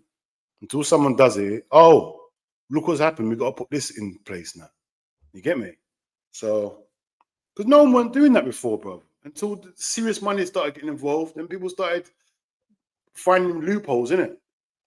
It's crooks. It's not right, though. You shouldn't be able to do that, though, man. It's cheating, fam. You should be able to spend greatly. Big up Donovan Davison, but you need to generate income, gate, TV, genuine sponsorship, not fake like Man City to balance books. It's not just Man City doing a fake sponsorship, though, is it? Yeah, but Man City one was the bait one, innit? They took it to another level. What's their bait level? What? Well, they sold, bro. Don't quote me, but time ago I saw something about they sold some rights that was worth like 20 million, not even 20 million, and they got something like 200 million for it. And they found out it was in-house. It was the other company that bought it. So they put 200 million in the club. It's like, don't quote me on the figures or whatever it was, but it's basic. That's the sort of thing I was hearing. You get me? It's like you investing in your own club, like from you're not part of the club, but you are part of the club slightly, and investing, just putting another 200 million in. Now you got 200 million to spend. Yeah, but why should Man City be able to not be a big club, and Man United should be able to be the big club forever? Why should Man City not be able to spend their own money? Bro, you got to remember, Man City changed up the whole area as well. So if they weren't allowed to invest in the whole area, they wouldn't have been able to do this anyway. Bro, that's what every club does. Every club opens up new jobs, opens up things. It's not nothing new what Man City's doing, bro. It's not nothing new, but it's just that, bro. Like we're in the game. Remember what era we're living in? A different era of football now, bro. We're living in an era of we can't be this like. It's not. I won't say fraud, but that money laundering, bro. That's what's getting involved in that. If we open it for that. We open it for money laundering to start coming in. You get me? Start washing your other money into the football, and that's what they're saying. There's sports washing, bro. That's against the law. That's happening anyway. That's what it is. But that's what I'm saying. They're trying to eliminate this sports washing thing, bro. Because it's another way of like washing your money, innit? If you're a drug dealer, you're washing your money buying other stuff. This is what they're doing. Man said, I'm hearing, imagine paying your way out of corruption. That's always been the way. You can always pay your way out of corruption because everyone has a price. But that's what we're trying not to do, man, in football. We're trying to make the game pure again. Oh, you got to remember, every time you get yourself into trouble, you always ask if you can pay your way out. You know what I'm saying? Yeah, you always ask if you can pay your way out. And some people you can. But football, some people you can pay your way out. Some people you be like, yeah, listen, sorry about that. Let me pay you this. Or not even just about illegal things, even legal things where you think, I made a mistake, my bad. I'll give you, I'll do this for you, or I'll do that for you. It doesn't matter if it's money; it's a trade-off, isn't it? That happens all the time. Maybe you got to remember why is English football the best Premiership, bro? It's the most competitive league. If we start letting everyone spend what they want, they've ruined it, bro. It's ruined. They might lose sponsorships. If it's one club, if it's like a Real Madrid Barcelona thing when bro, what's the point? What's the point, bro? Every game you go into, you don't know what's going to happen because everyone's got a good manager, everyone's got a good team now. English football is exactly where they want it now. You get me? Currently, yeah. It's taking long. Go on. It's taking long to get there, bro, but it's finally, I think, where they want it, sort of thing, where there is a top four. It's not a top 1 or 2 no more. There is a top 4 that's fighting for it. There's a middle section and there's a bottom section. This is what life's about. Upper class, middle class, lower class. That's what it is, isn't it? In real world. That's how they want to keep the world. That's how they want to keep football, bro. Like, obviously, you can move between classes, but you don't want this upper class to be 1 or 2 teams. You want it to be at least 4 or 5 teams. You get me? But that keeps the money coming in, the sponsorships flowing in. You get me? You don't want it to be a Scottish league, bro, where there's no money in Scotland because Celtic win it every single year. It's boring. No, it is. No, I hear that. I hear that point of it. To be fair, man said Kroenkes use shareholder loans, which are loans to the clubs. 100% show. People say that's corruption. I don't even know. You know, I'll be real with you. You see all of this when people were saying before, "Oh, the Glazers are taking money out of the club," and I don't even understand all of that yet until you break it down to me, because I know what you mean, and if you broke it down to me, I would understand the terminology and how it works. But I didn't know. I didn't study the Glazers, how their ownership was, their model, and anything like that. So I don't know how they were taking money. They were taking dividends out the club, and I didn't know. I don't know what they were doing. I wasn't interested in the Glazers. I knew I heard it all, but I said I'm not invested in it. I'm not invested in Man United, so I didn't really listen properly. I heard all that taking dividends in that club. But what do you meant to do? You meant to take dividends, isn't it? You need your dividends. Ain't that what happened in business? That's what people are saying. People saying dividends. What do you mean? It's a football club, not a business. But I'm like, bro, like they're not buying the club. They're not buying the club because of the love for Man United. Bro. They're not Man United fans. They weren't Man United. They didn't know Man United before they bought it. Obviously, they knew about Man United, but they're not. They're not buying Man United because they're diehard Man United fans and we want to do the best for Man United. They buy Man United because it's a business and they can create. That's what I'm saying. That's what they're doing. They can create like whatever they want to create in their own way. You know what I'm saying? Exactly, bro. Like the Kroenkes are the same thing. Like the Kroenkes are not buying it because they're diehard Arsenal fans. Bro, same with Liverpool. FSG, they definitely ain't bought it because they're Liverpool fans. Take that for a fact. They bought it to make money because they're not really spending that. You get me? Compared to what they've put in, what they're getting at is crazy. The investment, best investment I've ever seen. 300 million for a 5.7 billion club now. You get me? So it's money, bro. Everyone saw the money in the English football. They just saw it going up and up. Now everyone's invested. Back in the day, Liverpool's owned by a Liverpool fan. The guy who owned Liverpool, he was definitely a Liverpool fan. That's how. Bro, That's what it used to be. Remember before? What was his name? And it was every football fan, every. Didn't you have, what's his name? You had a famous one. What's his name? David Dean. His name. David Dean didn't own it. Not David Dean. Who? Saint Hall. Was it Saint Hall? Is it not Hall? You had your owner. I can't remember your owner's name. Back in the day. Arsenal owner. Yeah. I don't know, man. I remember your owner, bro. Like they were local lads, sort of thing. Like not local lads, but local businessmen worth a couple mil. They were worth them days. Nah. Oh, William Hall. His name is William Hall. William, that's the one I'm talking about. That's what I'm saying. Proper owners. That's what I'm saying. But even when you see that the Delia Smith, remember when she was owning Norwich? Proper owner. He rooted in her like proper owner. It was hurting her that they were losing. You see, like she spoke out on the mic. That's how she was feeling. On the mic, MC'd. She MC'd. Let's be having you. She weren't having it, bro. This is my club. You get me? Even with Gold, Sullivan, Brady. Exactly, bro. Sir Alan Sugar with Tottenham. He's been there for decades.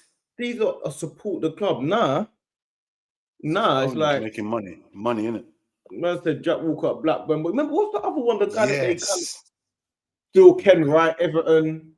Yeah. Everyone run him out. You know what it is? So They what run him happens? out, bro. They run him out because he can't spend the money what these new owners can spend. So they run out the real owners that cared for the club. All the people that cared for the club, you run them out because they can't compete with these new owners, bro. Which is what it is, isn't it? I felt sorry for Bill Cameron, fam. I was thinking, bro, he's trying his best. He's using all his money. He's doing everything he can do. He's getting sick and all of that. He's doing everything he can do. It's all of them owners. I feel sorry for all of them. They saw it's because Bill tried to hold on. He tried to be the last one holding on, innit? He was the last one. One of the last ones holding on. He said, "No, I can't give away." He wanted to make sure if he did give it up, he did it to the right. But remember, he supports it. He don't want to just give it to anyone. And they're running the club into the ground. So he was trying to get the right owner for years. You get me? And it was getting to a point where the fans were hating them now. Because they want him to sell because he hasn't got the same money as other guys. Yeah, but it's like I feel sorry for them. But then they complain when they get rid of Goodison Park and got a new stadium now. You get me? What do you think the owners are going to do? You think the owners are going to stay at Goodison Park? They care about Goodison Park. I know it's not sentimental to them. They're trying to make money. I'm trying to make a bigger crowd, make a bigger audience, bring in some commercial rights. You're talking about Goodison. I don't care about how many years you've been there. It's not business savvy from Mr. Goodison. It's not business savvy. We're only making 15 million a match. When I go to the new one, I can make 70 million a match. Exactly. Forget the sentimental. This is a business to me. And that's what's it? Fans got to look at. These owners are here. Business. I hear that Abramovich is a different breed, innit? Abramovich had enough money where he just said, "No, I'm just trying to win this thing, innit? I don't care how much it costs."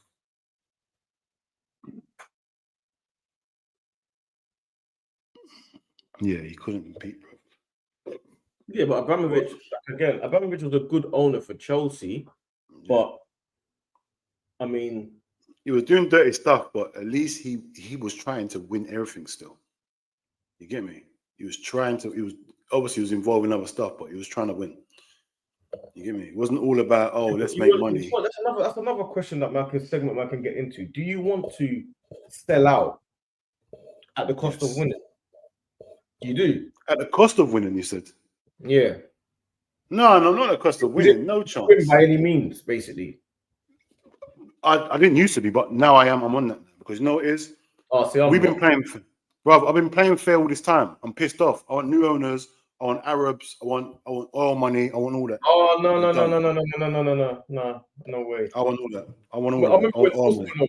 Arsenal wanted Usmanov wanted to buy. I didn't want Usmanov. I want Usmanov. I don't know American owners. I've had enough American owners. My last two owners have been American, and it just messed me up. You get me? I'm watching our club, the biggest club, one of the biggest clubs in the world, fall behind certain clubs for no reason, even though we're winning stuff. What clubs have you fallen behind? Bro, we fell behind Chelsea for a little while, bro. I couldn't believe it. Chelsea never won nothing in their life. All of a sudden, Chelsea's always above us. That pissed me off, bro. You get me? They got Russian, we got Americans that don't want to spend no money. Nah, bro. So you want Arabs now? That has to be Arabs. I want owners that's willing to spend some money. Willing to see our owners, we got enough money to spend, but they don't do it. It's not even Arabs I care about, bro. I just want, because there's rules here now, I want us to use the maximum amount of money we can use. Oh no, which our owners don't do. So you would take anyone, no matter what their ethos is, and no matter what allegations and stuff are against them, you don't really care. No, obviously, not allegations. If I don't want no one with allegations and ethnic and their human rights is crazy. None of that, bro. But end of the day, bro, I don't tarnish. See me when I see these things, they say, I don't want Arab owners because the human rights. Not all Arabs have got, like, you can't tarnish every Arab with the same thing, bro.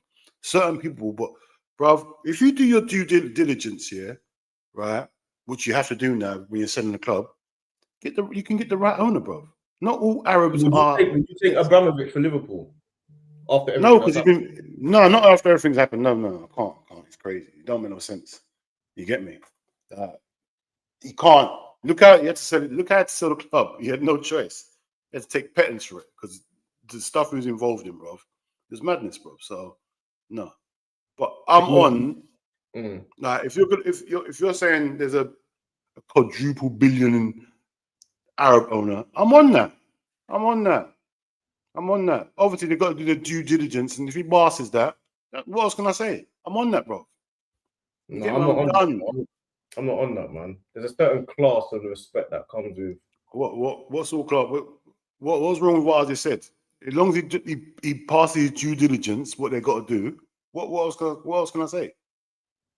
Because you got to pass certain tests. You got to pass certain tests. Your business has got to be certain things.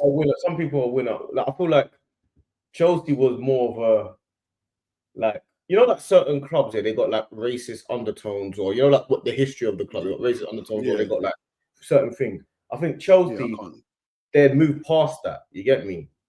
They moved past it, and Chelsea. I feel like Chelsea are seen, like you see how Arsenal is seen as a classy club, for example, like a middle class, classy club kind of thing. I feel like Chelsea are not quite seen like that because of. I feel like they're more win at all costs kind of thing. I see Chelsea as they kick the black guy off the train. That's how I see him as. They did what? Oh, I'll never forgive that. They kicked the black guy off the train. That's what, when I think about Chelsea, that's what runs through my head still to this day. Kicked him off the train. They weren't having him on the train. I'm more talking about the higher ups more so than the fans, to be honest. Bro, you know what it is, I don't know, to be honest. I don't know what goes on at Chelsea no more. I don't really know. Obviously, they've got new owners, and it's different now. We're living in a different world now, isn't it? Like, everyone wants to win, and everyone wants to be in the Premiership. So it's hard to think about. We were talking about this 20 years ago.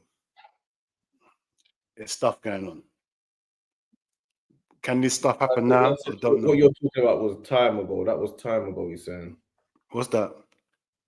They're kicking off the train, obviously. That still runs through my brain.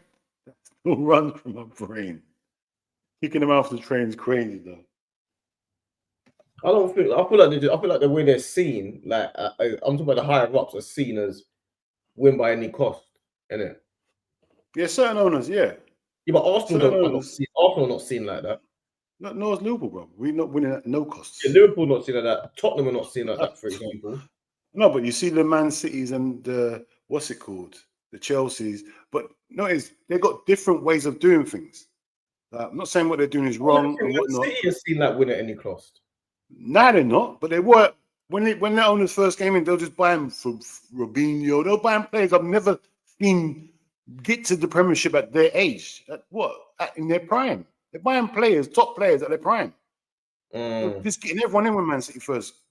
I remember. Was it? Was it Robinho? He didn't even know he was going Man City. Who went there? Didn't know he was going Man City. Was it Robinho? He was going Man United, did it? Yeah, Robinho. Yeah, if he didn't know who Man City were, it was madness. But they said the money he must have thought it was Man United because the money they're offering. Yeah, I'll go. Whatever. He didn't know who he was signing for. It's crazy. I remember Benjani and Elano. It was madnesses. They were just buying everything. And I thought, and I still didn't take him seriously because it was Man City. I was thinking, this doesn't make no sense. What's going on there? I remember being over Power League playing football when this was going on, bro. I mean, when someone said to me, Man City have got Robinho, I was over Power League playing football. I'm thinking, Robinho? Yeah, we were both there.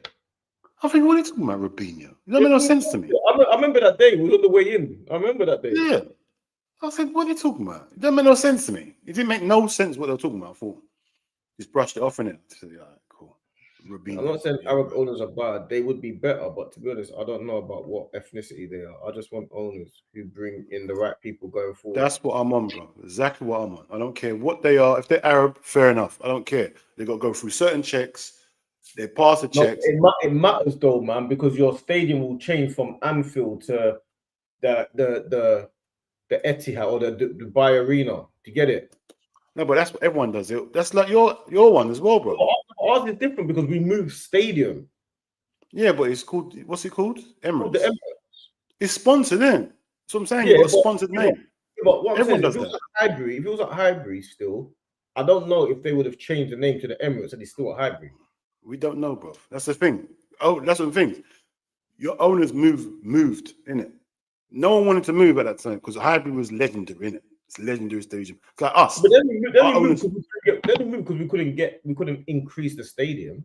If we could increase the stadium, but that's the same with us. We can only increase the stadium to a certain amount. We can't make ours 100,000 or 80,000. We can only increase it to a certain amount. But Liverpool fans don't want to move. Look at West Ham. West Ham got rid of the whole stadium and just said, no, we have that stadium. Just wiped it out. Liverpool not doing that, bro. They should. But West Ham's one is a bit more like it's a business. It's a cheat. That shouldn't be allowed to happen, bro. That should never be allowed to happen. Like Man City, that shouldn't be allowed to happen, bro. You've got a stadium for free. No, it's not like Man City though. Oh yeah, of course it is. Man City bro. There was that main road.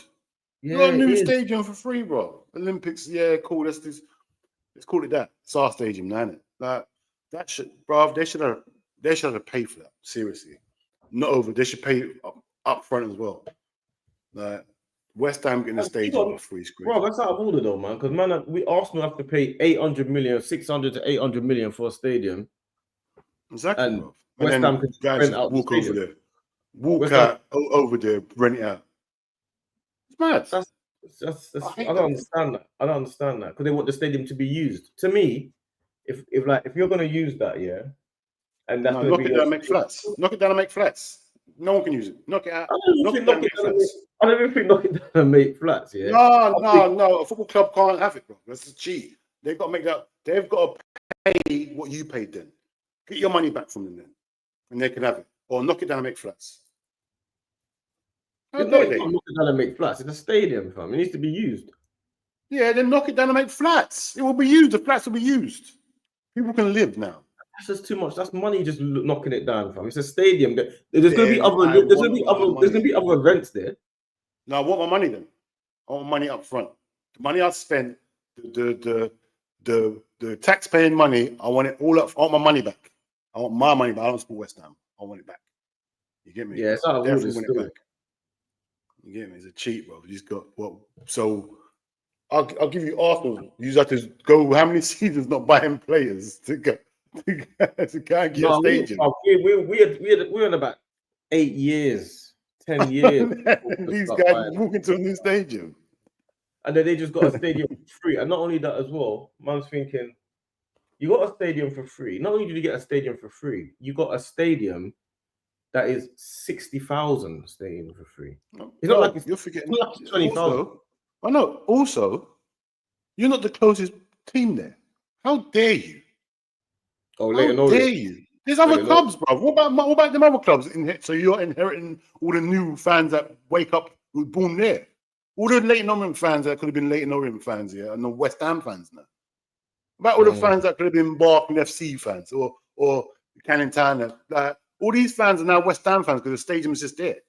Yeah, man. There's a whole heap of stuff that comes with that. Why can't Leighton Orient use it on some days? That's what my thing is. My thing is it should be like, I don't know what the like. What should the punishment be for, or what should it be if you get inherit a stadium? What should it be like? You shouldn't be allowed to inherit a stadium. That's it. That should be it. Oh, if you're allowed straight, no inheritance, straight up, because it's crazy now. Because now I see it now. You've just got a big investment for no reason. One thing you have to worry about is your stadium. It's there now, just there. Other clubs have got. Imagine if Leighton Orient got that stadium, now their revenues are. Now they can buy better players. Now they can get to the Premiership quicker, bro. It's crazy, bro. I don't know what you think the punishment should have been, fam. For what?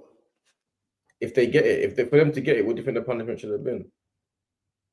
Oh, it's got to be, bro.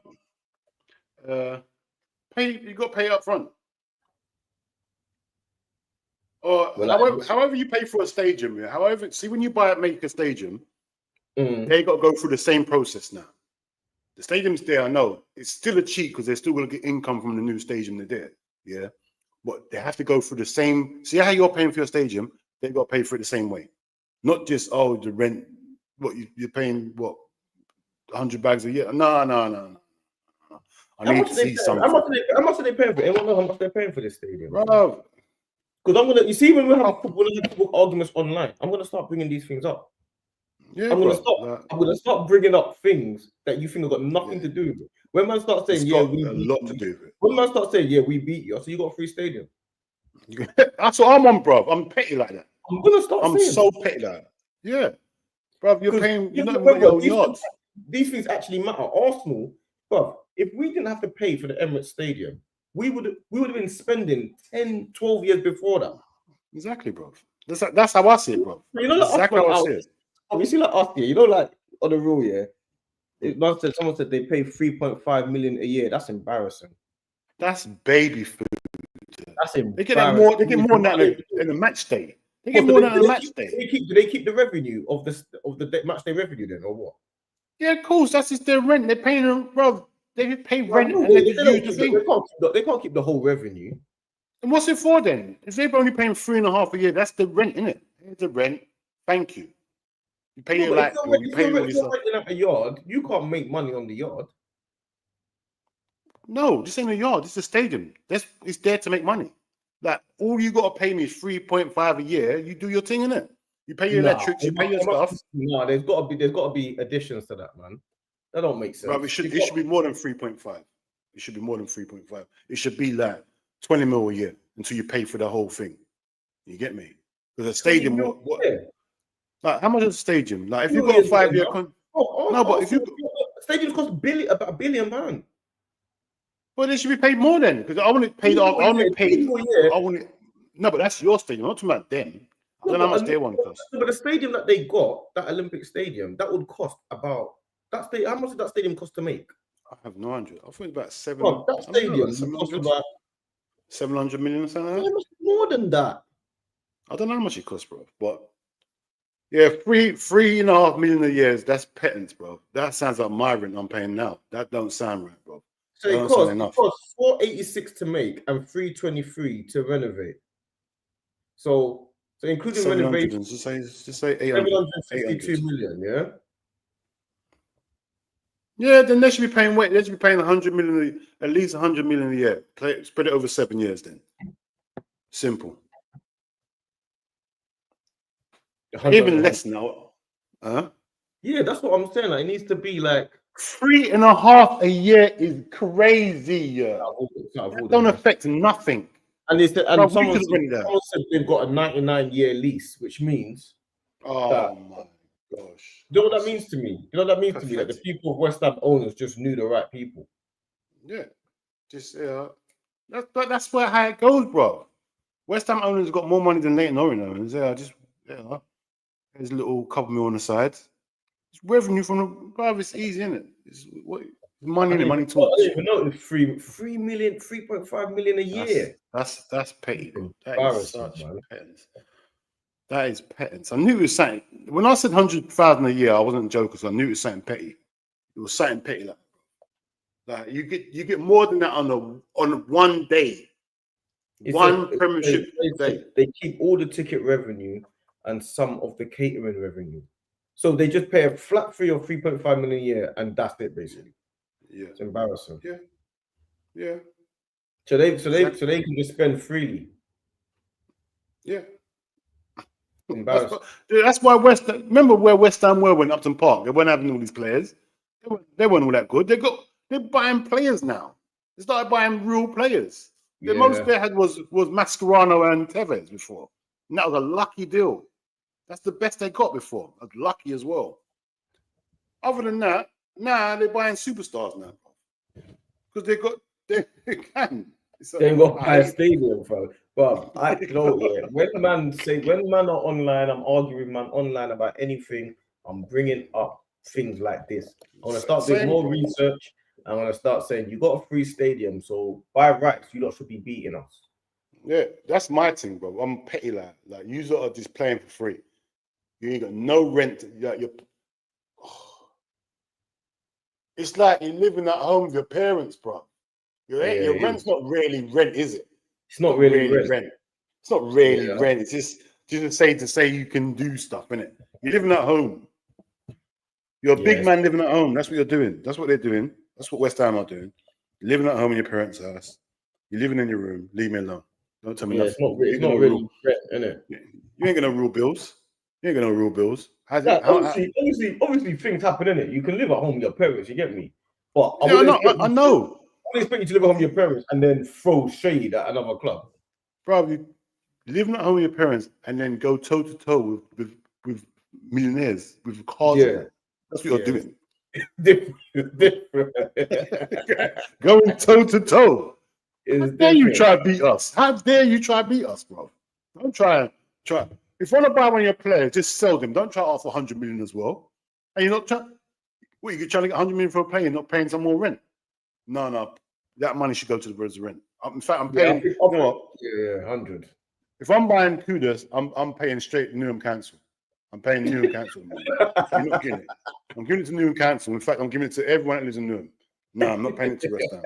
That's how it needs to be. I don't care what you see bare baby mums just sitting there and living in squalor, and West Ham are getting a free. No. Yeah, it's out of order. Give out some new houses, man. It's out of order still. It's bang out of order, bro. Man said if Arsenal expand from 60 to 80k, another few windows will be affected again. Yeah, 100%. Everton owned Anfield before Liverpool. What? Did they? Yeah, bro, we knew that. I've known I didn't know that. Always. Bro, that's always been the case. Yeah, before Anfield was anything, Everton was there, and then they moved out because I can't remember what happened. There's a story. They moved out, and Liverpool just went there and said, "All right, cool, we do the thing then," and then it's become that. But that was the only cost Everton used to give us. We used to own it. So what? You don't know it now. Liverpool still should have paid Everton when they stole the stadium off them. Oh, stole. Here we go. Stole. It's still nothing. All right, we stole it now. What we're gonna do now? We could rent that many yards. Yeah, what's he talking about? Hawks has always got something. I don't know what he's talking about. Hawks has always got something out there. Talking about something though. Arsenal aim to be debt free from the stadium by 2031. 25 years of straight debt. That's what I'm saying, man.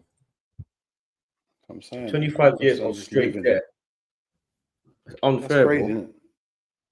25 years. That's hard. That's like a third of your life of debt. That's stress. 25 years of stress. You know what debt is? That's stress. And West Ham just walked into there with no stress.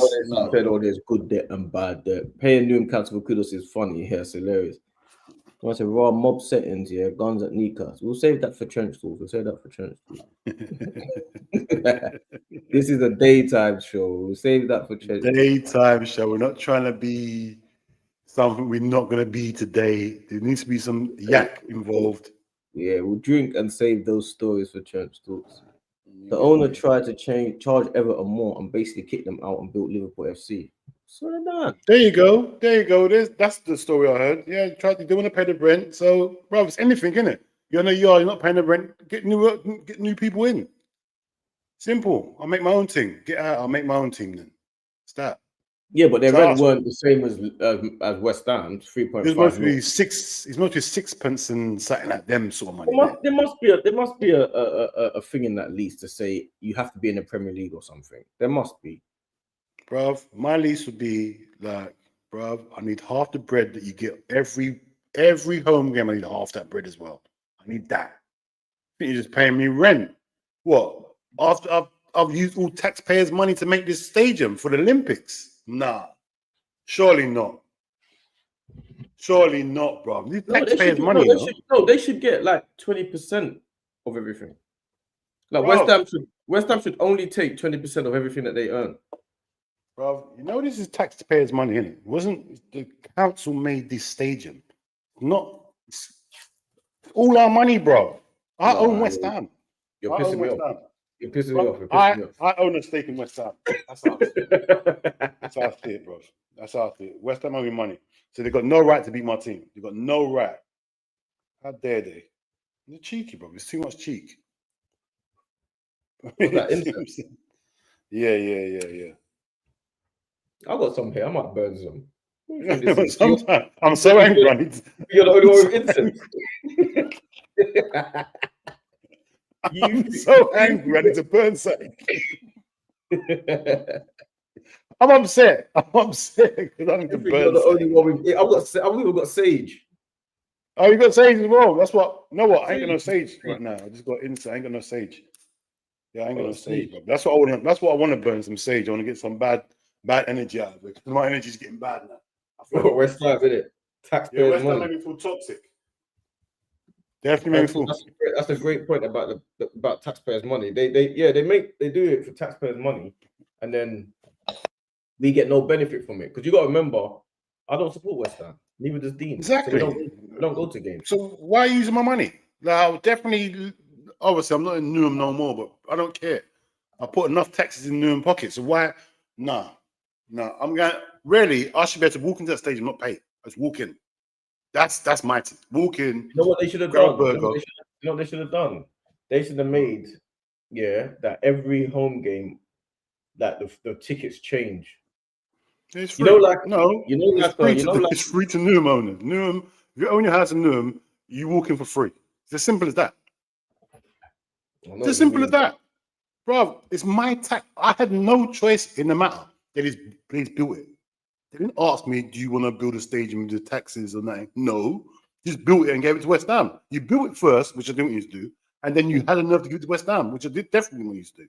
Give it to Liverpool. Why don't you just give it to Liverpool? We travel down there every week. It's bad. I want Liverpool to be local to me. You get me? I don't want West Ham to be local. I don't care about that. Nah, man. Taxpayers' money. Yeah, man, I'm done.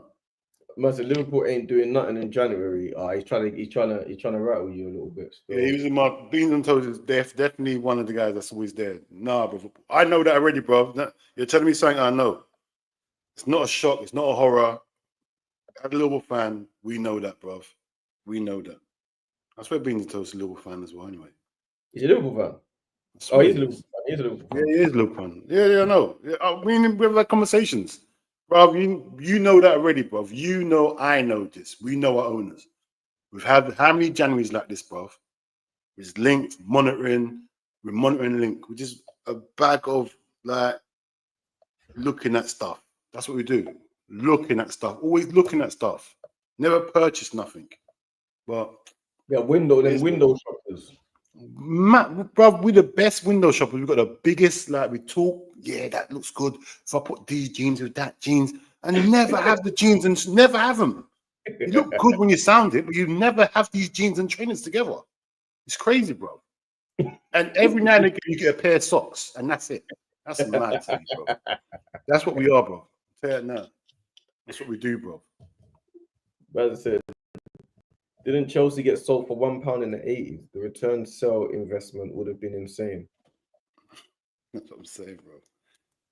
I remember, what's his name? Oh, no, it's a madness. Remember when Ken Bates and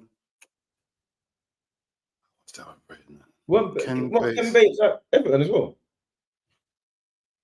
No. Chelsea. Ken Bates and the other guy. What's the other one? Harden. Is it Ken Bates and Harden? One of them died in the plane crash. Not plane crash. No, that was Leicester. Was that the Leicester? No, before the Leicester one. One of them died. They were joint owners, in it. The Chelsea. One of them died. It just felt so booky. It felt so booky. I don't even mean to laugh in case anyone's relatives, but it sounded booky. One of them got rid of the other person. It sounded. Then he sold it to Abramovich. It was crazy, bro. Matthew Harden. That's it. Matthew Harden. Yeah, Matthew Harden. I don't think Matthew Harden wanted to sell. As soon as Ken Bates was in charge by himself, yeah, selling. You get me? Yeah, but that buying it for £1 thing, you know what that is? That's just so that you can physically sell it. He basically just wanted to give it to him, innit? Yeah. But you know, I don't know if people know this. You know, in business, you're not actually allowed to give someone something. You can't give it. You can't. You're not allowed to give certain charges come involved now. Yeah. Charges. Yeah, charges coming, so you actually have to sell it for an official price, isn't it? Yeah. So that's what that is. It's mad though, bro. How things used to be. That's a £65 million. Oh, yeah, go on, sorry. No, it's mad how things used to be and how they are now, bro. How things are completely changed. You get me? How people used to run football pitches, like club owners used to run, like used to be able to go and buy players from lower leagues and integrate them in your team. Them days are completely finished now, bro. Like you need players from a certain. Like, I remember Liverpool buying players from the Championship, or it was Division 2 in them days, and they used to be good players. Because remember, there was Don't sound crazy. There wasn't as many foreigners there in the leagues.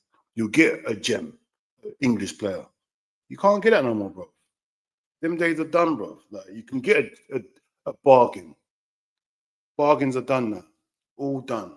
Too many footballers, too many leagues, too much money. It's mad, bro. But go on, what are you gonna say? Yeah, that's what he's saying. He got rushed from Chester. I remember. Yeah, you're right. You know, Yes, bro. remember, was it Ravenelli or remember Middlesbrough? Juninho. Middlesbrough bought Ravenelli, Janino, Emerson. It was a madness out of nowhere. Got all of them players, fam. Like, you see now, it's quite. You're not. I mean, I guess you got a couple like the Ezes and people like that. I guess, but you're not getting no superstars now. No, but they were supers. But what's it? Middlesbrough got these guys. They were known. Juninho was known. Ravenelli was definitely, obviously, he's on the end of his career, but he was known. These guys were known. I didn't know who Enzo was until the World Cup. I didn't know who he was. I didn't know who Enzo was. I had no clue who he was. And I didn't know who. He wasn't we didn't know him as a footballer or anything. I definitely knew who Ravenelli was. Yeah, remember when what's his name? James Rodriguez had a good World Cup. Now he's all 100 of millions. 900. Yeah, I didn't know him before the World Cup at all. Didn't know who he was. He had a little World Cup.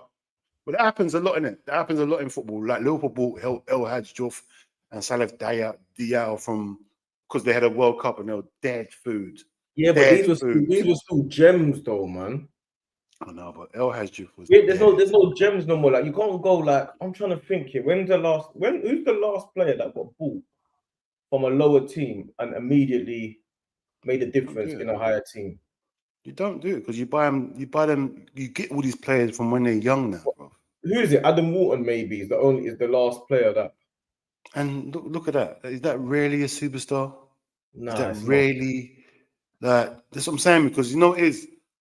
People buy like potential instead of talent. They buy potential now, just in case they miss out. Let's just buy these two. They look all right. They don't know if they're talented yet. There's potential. That's all it is. So that's why we've gone wrong, bro. Let them blossom at that club, then buy him. But clubs can't afford to let these players. Who's the last player then? Who's the last player that was bought? You lot, make sure you lot are subscribing, man. I don't know what you lot are dealing with anyway, but who's the last player that was bought that was immediately a game changer from a lower young team? or old? Young or old? Because I'm trying to think here. Like back in the day, yeah. Like someone said Ian Wright or whatever, yeah. You would buy a player, yeah, and you knew that they could become the superstar at your team, but like you said, from a lower level team or whatever. I'm trying to think the last time that happened. I can tell you one player I know. Oh yeah, he said Dele Alli. Yeah, that's probably the last time. To be fair. Yeah, I'll tell you one I do. Where did he come from? Was it Wimbledon? No, he came from Wimbledon. MK Dons, isn't it? MK Dons, isn't it? Yeah, man. He was. Yeah, that's the last time I remember any real talent. Yeah, that's true. That's true. You know, he came from Liverpool meant to get him, but no, the owner's done crap again. And Brendan Rodgers. I don't know what happened with Brendan Rodgers. Who was meant to get him as well. I said Bellingham. But you know what? You know why I can't say Bellingham, yeah? Because as soon as he left Birmingham, they retired his shirt. So they already felt like he was going to be good. They already felt like he was going to be that guy. But I'm talking about more gems because Bellingham, I don't know. Yeah, it was a gem though because look at what Dortmund done with him, bruv. They definitely made him into something great. But no, then why didn't no English club get him then, bro? Before he went to Dortmund, if he was definite. Like English, there's no way Dortmund should be able to get him before any English club, bro. No way. Like, so yeah, that is a gem. That's a good one though. I think Dele Alli is still probably the last one that I remember. Who else? And there's not no others. Have we really been? There's none other players that have come in and just shone from lower level, from lower leagues and that, and lower clubs. The only other person you can think is Vardy, but Vardy came up with Leicester though. Yeah, it's mostly Dele Alli then because you're talking about a team that 2 divisions below the Premiership, going to Tottenham and doing stuff more or less immediately, bro. Dele Alli, bro. It's got to be Dele Alli. I know you got a couple of Brazilian ones, like you got Gabriel, and I know he was at a different team, and Martinelli and people like that. But I'm talking about English ones that we can kind of, English. Look, we can English ones relate that we to. can kind of recognize. You know what I'm saying? It's got to be Dele Alli, bro. Take Gareth Bale at Southampton. Now you can't say Wayne Rooney. Wayne Rooney was already at Everton doing stuff. Everton. He scored his first goal against Arsenal. Like, Yeah, bro. from about 30 yards. We knew he was doing. We knew he was going to do stuff, innit? Robertson from Hull. Yeah, but Hull already had a league. They already weren't Hull in the Premiership and got relegated or something. Yeah, but that's definitely a gem. There's a great gem. We got him for like 6 million. No, we gave them a player. Bro, the player was crap. No one even knows who he is now. And we paid some patents for Robertson, bro. But the real one is it's got to be Dele Alli. That is the real one. From coming from a Division 2 team to go to the Premiership, bro. Skipped everything out. That's the last one.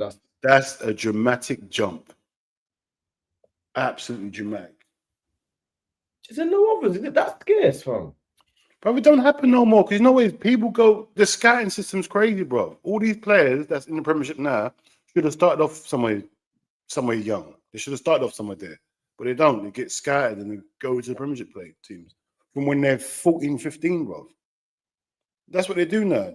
They buy players that's 14, 15. It's crazy. Look at Liverpool when they got what's his name, the guy from Chelsea, bro, and they got him from somewhere else. That's what I'm saying. It's all academy buying. Guy from Chelsea. Rion, the guy we bought from the youngster. He started against what's it called? Accrington Stanley the other day. That's what people are doing. They're buying players from the academies now, bro. Not even waiting for them to get the Premier. They're buying what's it called? Potential now. They're not even buying talent. You get me? They're not doing That's it, a bro. shame, though, man. Because you see me. It's a shame. They need to go and play football first. Yeah, man said Mahrez with Leicester, but Mahrez, I feel like Kante is obviously on as well, but I feel like you see these players, a lot of them need to stay where they are. They need to play some football first, man. They need to play football. Establish yourself. Establish you yourself as a man. And then it's too much. It's the top teams, bro. They're putting too much into. Oh, we need to herd everyone because we don't want to miss out. Bro, let them play. Leave them to play for these lower clubs. Let these lower clubs earn some money, man. This was the gem of football. They'll play the football there, and then you go and buy them off these younger clubs, isn't it? That's how they make the money. But then again, there's money in the lower clubs as well. Man can't say Eden Hazard. Eden Hazard was at Lille. He was Everyone knew about Eden Hazard. He was tearing up the place, bro. I remember back in the day when I'm talking about gems like Petit, like Henri was a gem. Man, like, you don't see them no more. You don't. See everyone already knew Anelka. Obviously, everyone already knew Anelka before he come because he was a star. But I'm saying, like, you know what I'm saying? Even the players like Kolo Toure. Yeah, no one knew about Kolo. We didn't even know about Thingy either. What's his name? His brother. He was at Arsenal first, isn't it? And Arsenal didn't sign him. Then he went. That's crazy. That's an absolute mess. That was. I don't know what's happening, fam. Like, it's like if they don't cost 100 million, they don't work. And that's why I think that's where the problem is. If you have a couple of good games in this way, now you're all of a sudden you're on form. 2 good games means you're on form. Yeah. 1 great game that you should be talking about for your national team. And 5 good games for 100 million, worth 100 million. 100 million. Belieber has not even played he's played half a season. 100 million. But man are talking about Mitoma, who doesn't score any goals.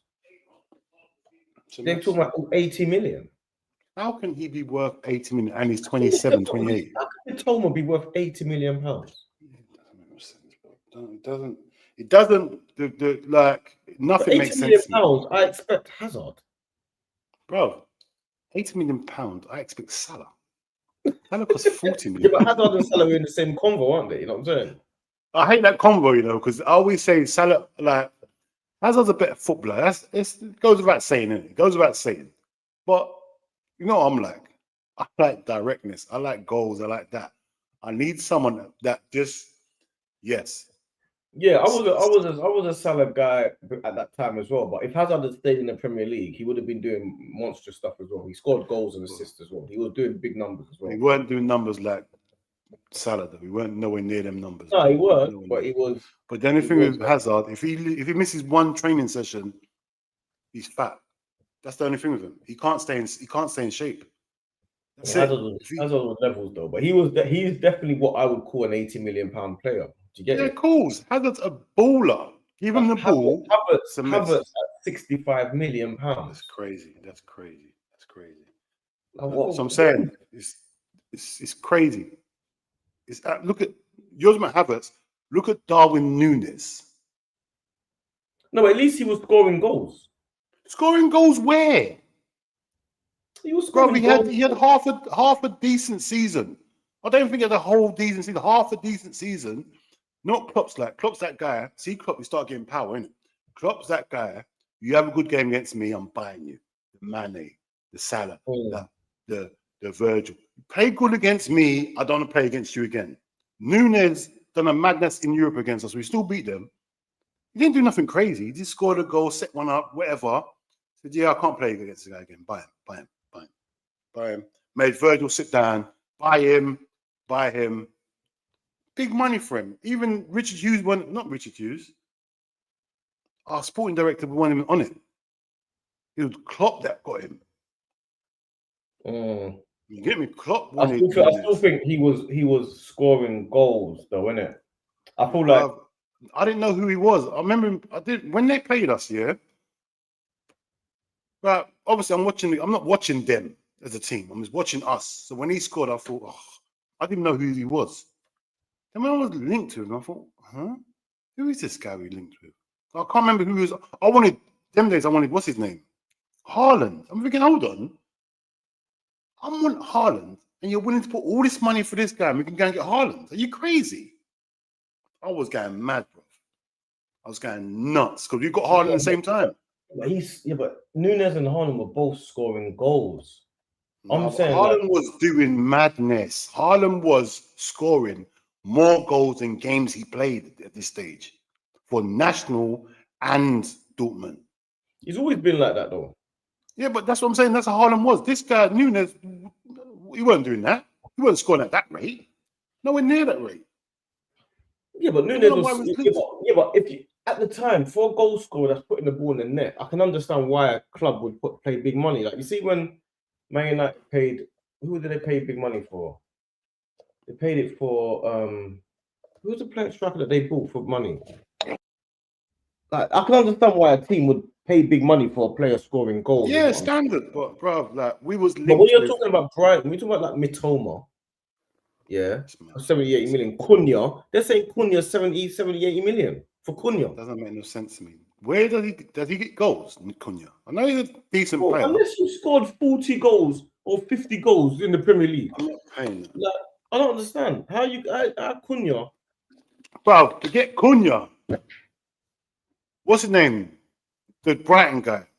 What's his name? The striker. Oh, Evan Ferguson. No, the other guy that plays, João Pedro. João Pedro. Oh my gosh. Are they taking the piss? They're talking about 80 million for him. Well, they're talking about 100 for Ferguson. The Ferguson one, who's Ferguson play for? Who does he play for? Ireland or Britain? No, what nationality is he? Oh, he's Scottish, I think. Irish or Scottish. I can't remember. Yeah, never the English tax. There's no need for that. He doesn't even play for Brighton. He's a sub at best. That doesn't make no sense. That's just, bro. Brighton just make up numbers, isn't it? Because no, it is, yeah. Brighton don't need the money no more. So they're just doing things on purpose now. They're just doing, 100 million. Yeah, 100 million. Yeah. Who do you want? 100 million. We don't need the money no more. Back in the day, when they need the money, they'll sell players. Nah, they know clubs are desperate. They'll pay it. I don't understand where these players are getting this type of these things from. Because to me, I think all of these players should be worth like. How can João Pedro be worth £80 million?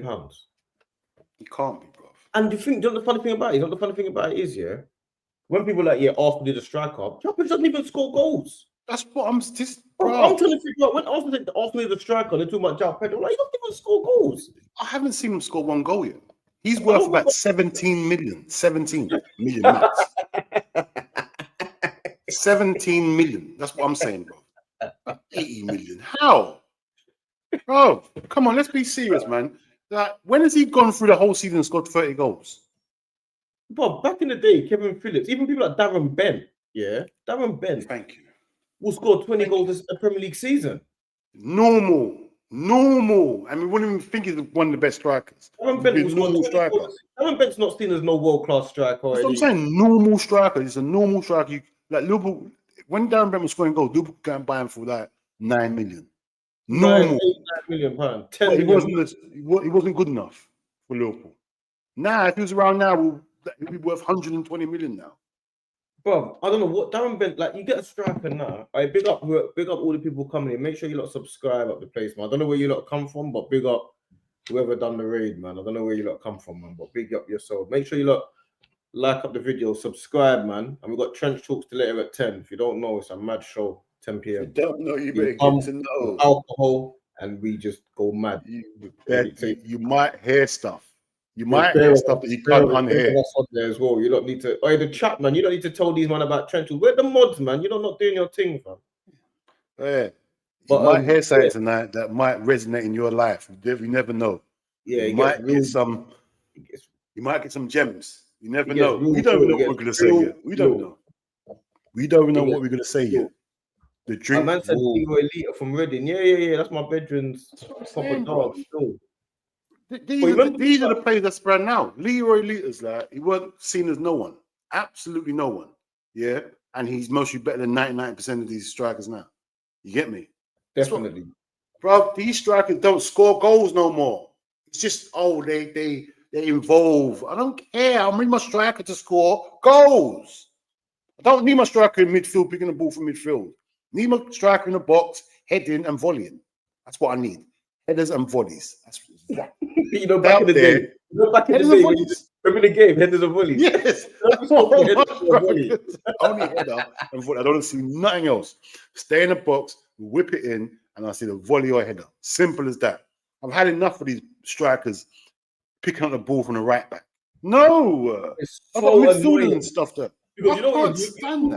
That's why people will say, like, a lot of people will say, like, I heard today, like, people were saying Isaac is better than Haaland. Yeah, that's what they were saying today. And I'm there listening to it, and I'm thinking, we know he's a better footballer than Haaland, and we know he can dribble better, and we know he can do things, and we know he can do a lot. But Haaland's already broken all records in the Premier League. Haaland is the best striker there is. If I had to make a striker, that's exactly what I want. Don't get involved with nothing. Just go up there and score a goal. That's all I need you to do. I've got all the other components to do this other stuff. I don't need you to do not involve yourself. Do not waste your time around here. When we get to the box, just activate. That's what I want him to do. He's the best at that. When the ball's around the box, he activates. I don't need you running in from the left, cutting in, trying to curl it. I don't need that. I want you to tap the ball in there. Tap-ins. That's what I need. Goal hanging goals. I don't need you to do all that other stuff. They don't know about goal hanging. This is what I'm saying. You're talking to new day and age people. They don't know about goal hanging. They don't know what people don't know about Gary Lineker's goal. That's what Gary Lineker, bro. That's what the offside rule was made for. Because for these guys, these goal hangers. Goal hangers. Those goal hangers. You need to get back to Gary Lineker days. And you know what man say? Man will say, oh yeah, but he only scored goals. And I'll be like, hold on, when you say he only scores goals, what else do you want him to do? Do you want him to not score goals? Or when he doesn't score goals, he doesn't bring anything else to the table? I don't want him to bring nothing to the table. Nothing but goals. But they say it. You know, man say it, like scoring goals is not a skill. That's the biggest skill in football. If that's the only skill I've got, that's the only skill I want then. Just give me that skill. Don't give me nothing else but goals, yeah? If I had to pick one thing in football, I'm picking goals. Because then that's the most important. What wins games is goals. It's as simple as that, bro. We pay to see goals. You don't pay for nothing else but to see goals. I'm not watching Italian league and it's 0-0 every game. You get me? I watch. There's goals. I'm watching. I'm here. I'm invested, bruv. I'm on this Haaland thing here. Get out of, just go up front and score goals. I don't need you round here trying to intertwine. I don't care about you interrupt. I don't know. Headers and volleys, please. That's what I'm on. 60 seconds in the box. Headers and volleys is so funny. That's what I'm on, bro. Any old school person will know what headers and volleys is. You get me? Thank you, bro. The ball goes in the box, head, volley, whatever you need to do. That's what I'm on, bro. I'm into this. Haaland's having a poor season, but his stats are still insane. 21 Premier League games, bro. 16 goals, 1 assist. That's what. But you got to remember, yeah, if somebody was 21 goals, 16 games, and they were having a brilliant season, you'll be like, they're having a brilliant season. That's a brilliant season to anyone there. Them stats is a brilliant season to anyone. But we're saying Haaland's having a bad season. That's what I'm saying. Go Man, said Isaac is better than Haaland because Haaland doesn't bring. I don't care. You know what I'm saying? Do you know what? Yeah, it's a funny question. Wing forwards change the nature of attackers. So when we saw them doing prolific numbers plus create, it changed the modern mentality. Yeah. It did. It definitely did. Bro, I'm having Haaland over every striker there is. There's no striker I'm picking before Haaland. No one. And if there is, they have to also score the same amount of goals. So that's why people would say Harry Kane, because he scores goals like Haaland. You get it?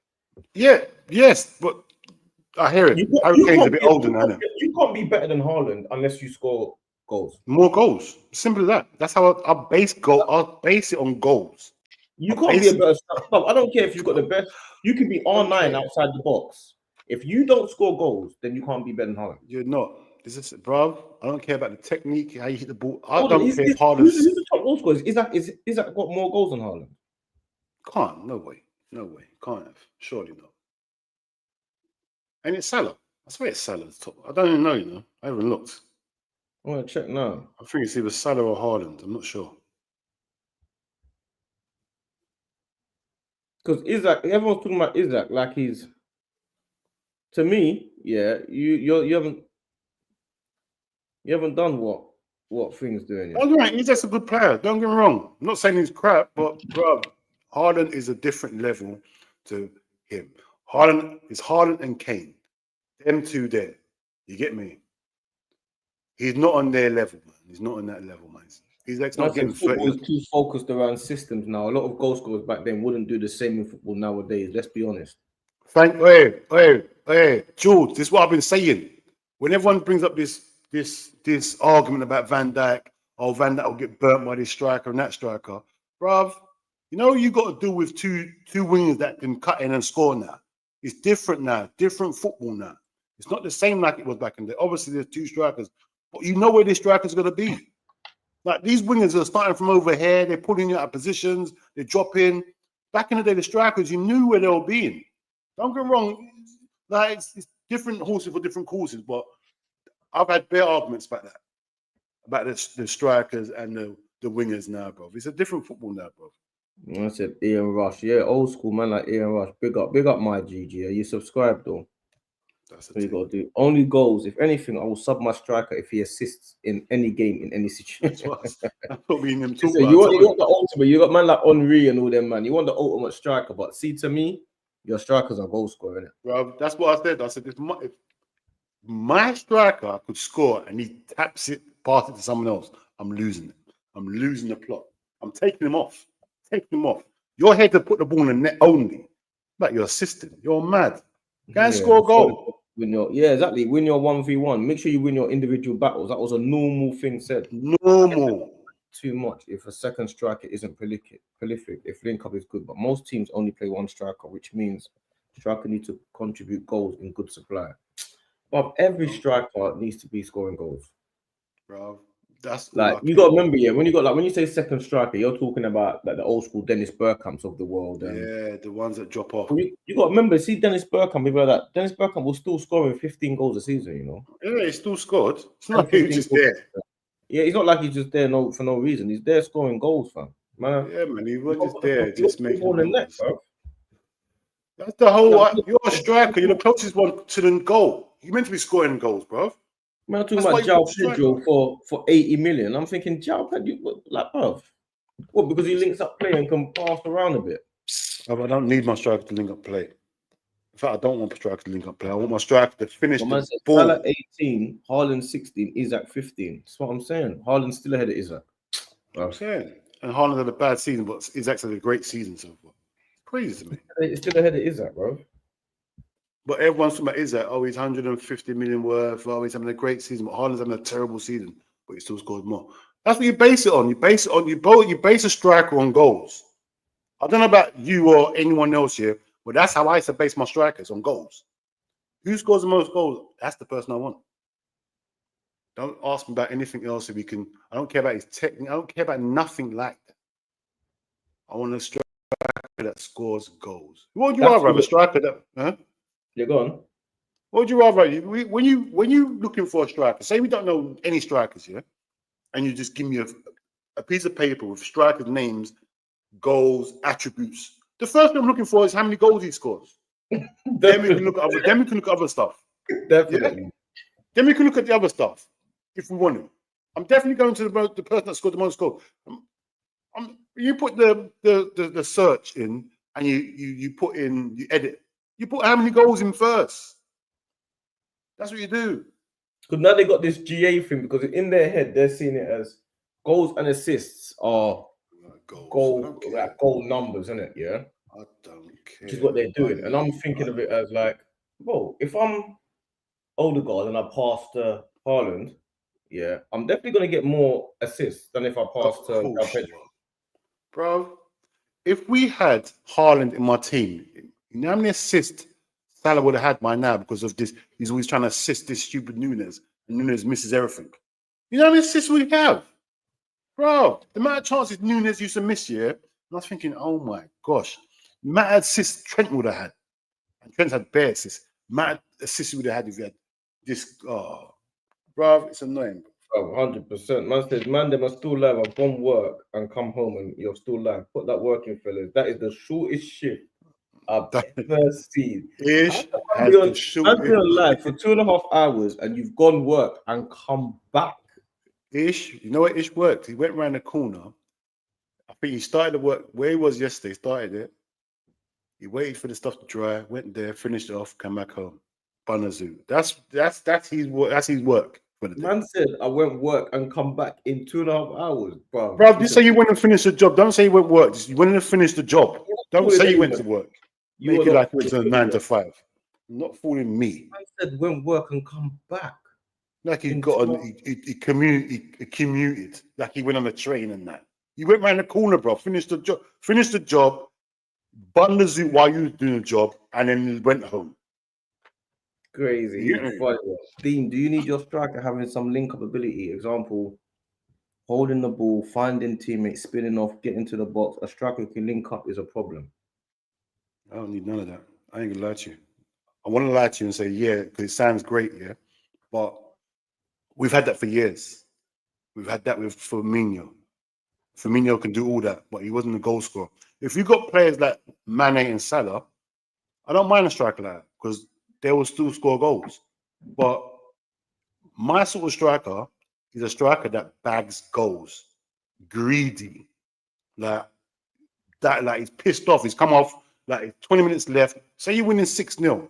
He scored 3 goals. The manager takes him off with 20 minutes left. He's pissed because he knows he can get another couple of goals. That's the sort of striker I want. You get me? I want a striker. The main attribute is goals. Now, if you can do the other stuff, yeah, fair enough. But the attribute is goals. Man said, they said, Dean, come on, bro. Even players like Fowler thrived in the link-up. Yeah, bro, I'm not saying nothing wrong with the link-up, bro. I'm not saying nothing wrong, but my main aspect is goals. Yeah? That's what I'm on. One of my strikers has to be scoring goals. I want my striker to touch the ball twice and score 3 goals. That's how serious my striker's got to be. I'm not into this 1,000 touches and he ain't scored a goal. I don't mind my striker only touching the ball a few times a game, but he's got a couple of goals. I don't mind that. You get me? I said, but if your striker is the out ball and can't hold it, bare build-ups will falter. Bro, obviously, when I say striker here, I expect him to do the basics, like hold the ball up. That's the basics of the striker. Holding the ball up and scoring goals. Like when I do the filter, goals and hold up play will come next. Okay, then you can go into the interaction with his teammates. But goals and hold up play always, that's the 1 and 2 things you want as a striker. Striker needs to be able to hold the ball up. That's standard, bro. That's standard. Haaland can definitely hold the ball up. That's why I think he's the best striker around. Because he can score goals and hold the ball up. He's strong. And he's got pace. So to me, he's the perfect striker. Yeah, I got you. That's what you're saying. Man. One says, I know Dean was rating Heskey when he was at Liverpool. Bro, I rated Heskey, yeah, because you had Owen in it. Owen was the guy that scored the goals in it. Heskey was the foil. He would do all the bully work, win the headers. Heskey and Owen threw on goal. Owen just scores goals, bro. Owen was a scorer. Owen was the guy, bro. I rate Heskey because it was 2 up front. But if I had to pick one, I'm picking Owen. If one had to be dropped, I'll drop Heskey, bro. I'm not picking Heskey over Owen. No chance. No way. Get me. You need to ball it back in the net, fam. Heskey will score 12 goals a season. Owen will score 30. Clean. Hat-tricks a game. Heskey won't score a hat-trick in the game. I said Anelka Drogba link up was cold. Yeah, they were. I think it was better when Anelka was younger, man. He just got too mature. Like when he was at Arsenal, it was a problem, man. I didn't really like Anelka at Chelsea, you know. I didn't really like him like that, you know. I feel like he was more dynamic at Arsenal, man. But here's what it is, isn't it? I said, please tell me you might see the video of Owen playing against the under 14s. What do you mean? What happened there? I ain't seen it. Well, how old was Owen then? Big man or is he under 14? What's going on? What are we doing then? I'm not sure. You can't just put that comment and leave it like that. I can't believe Jules done that. About Fowler and Collymore. Bob, you see Shearer, Sutton, Owen York, Fowler, Collymore, Bergkamp, Henry, even Bergkamp on the right. See, when he was going, bro, you know when we was going through, you don't get gems no more. I was going to bring up Collymore. That's what I was going to say, yeah. When Collymore was at Southend, yeah, that's when I wanted him. And Nottingham Forest got him. And then these are sort of players, they come from second division and they go to the Premiership and they make it, bro. Because you couldn't stand in Stan Collymor's way, bro. I was even watching something what Merson said the other day, bro. It was crazy. He said, bro, the Demons, and he said, if Stan Collymore didn't have the Demons, we'd be one of the best players in the world. And when we was getting Stan Collymore, I've said it before, yeah, that's the most excited I've been about signing someone, Stan Collymore. That's the guy I wanted so bad. You get me, bro? But yeah, these off the that's a good thing. When was the last? Yeah, that's a good question. When was the last time? Yeah, your team signed the player that you wanted badly. That they signed the player that you actually wanted. When was the last time that happened, bro? I remember. Obviously, my last one was Declan Rice, but apart from, I'm going to try and go before that. I don't remember the last time my team signed a player that I desperately wanted. My last one was Salah. I wanted Salah before he went Chelsea, bro. Because we were linked with him before Chelsea, and then Chelsea went and bought him, and I was pissed. When I see him flop, I said, yeah. Salah, yeah? Bro, I wanted Salah years ago before he went Chelsea. Salah bad. Then I wanted Mane. Soon I see him doing stuff at Southampton. I said, why don't we buy players like that? Why haven't we got no strong Africans in our team? I was pissed. Then when was linked? I'm trying to think when the last player, obviously, shout out Jules, innit? Whatever link that is, go and press it and subscribe to his team. You know, my guy. Do-Rag Diaries if you don't know. Definitely an op, but he's definitely my dog. Definitely an op. Definitely a Tottenham fan. Definitely a Tottenham fan, but that's my brother still. So go on, subscribe. Whatever link that is, just make sure you, man. That the Owen thing is he talking about? That link? No, there. Whatever it is. I thought it was for him. I thought it was something that he was doing. No, it must be the Owen thing. He was one of the But when was the last time that you, man, signed a player that you really wanted? What, you wanted Torres?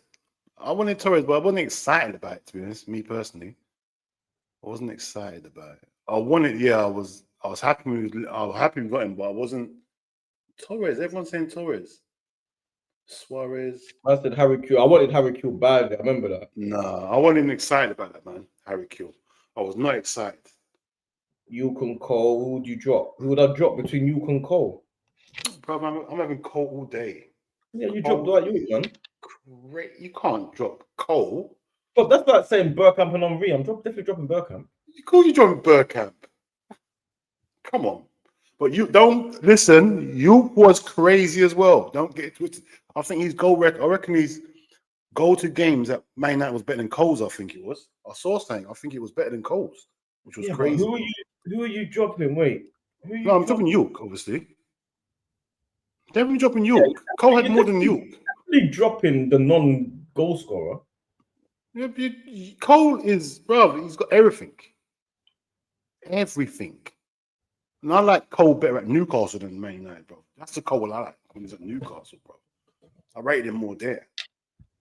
The last one, big up my brother Donovan Davidson, man. Last one for me, though. Ferdinand and Alisson, they felt like final piece signings. You know what? You're right. I forgot about the Virgil one. Virgil, I forgot. Yes, you're right. Virgil. Oh my God. Well, you wanted him bad. Crazy.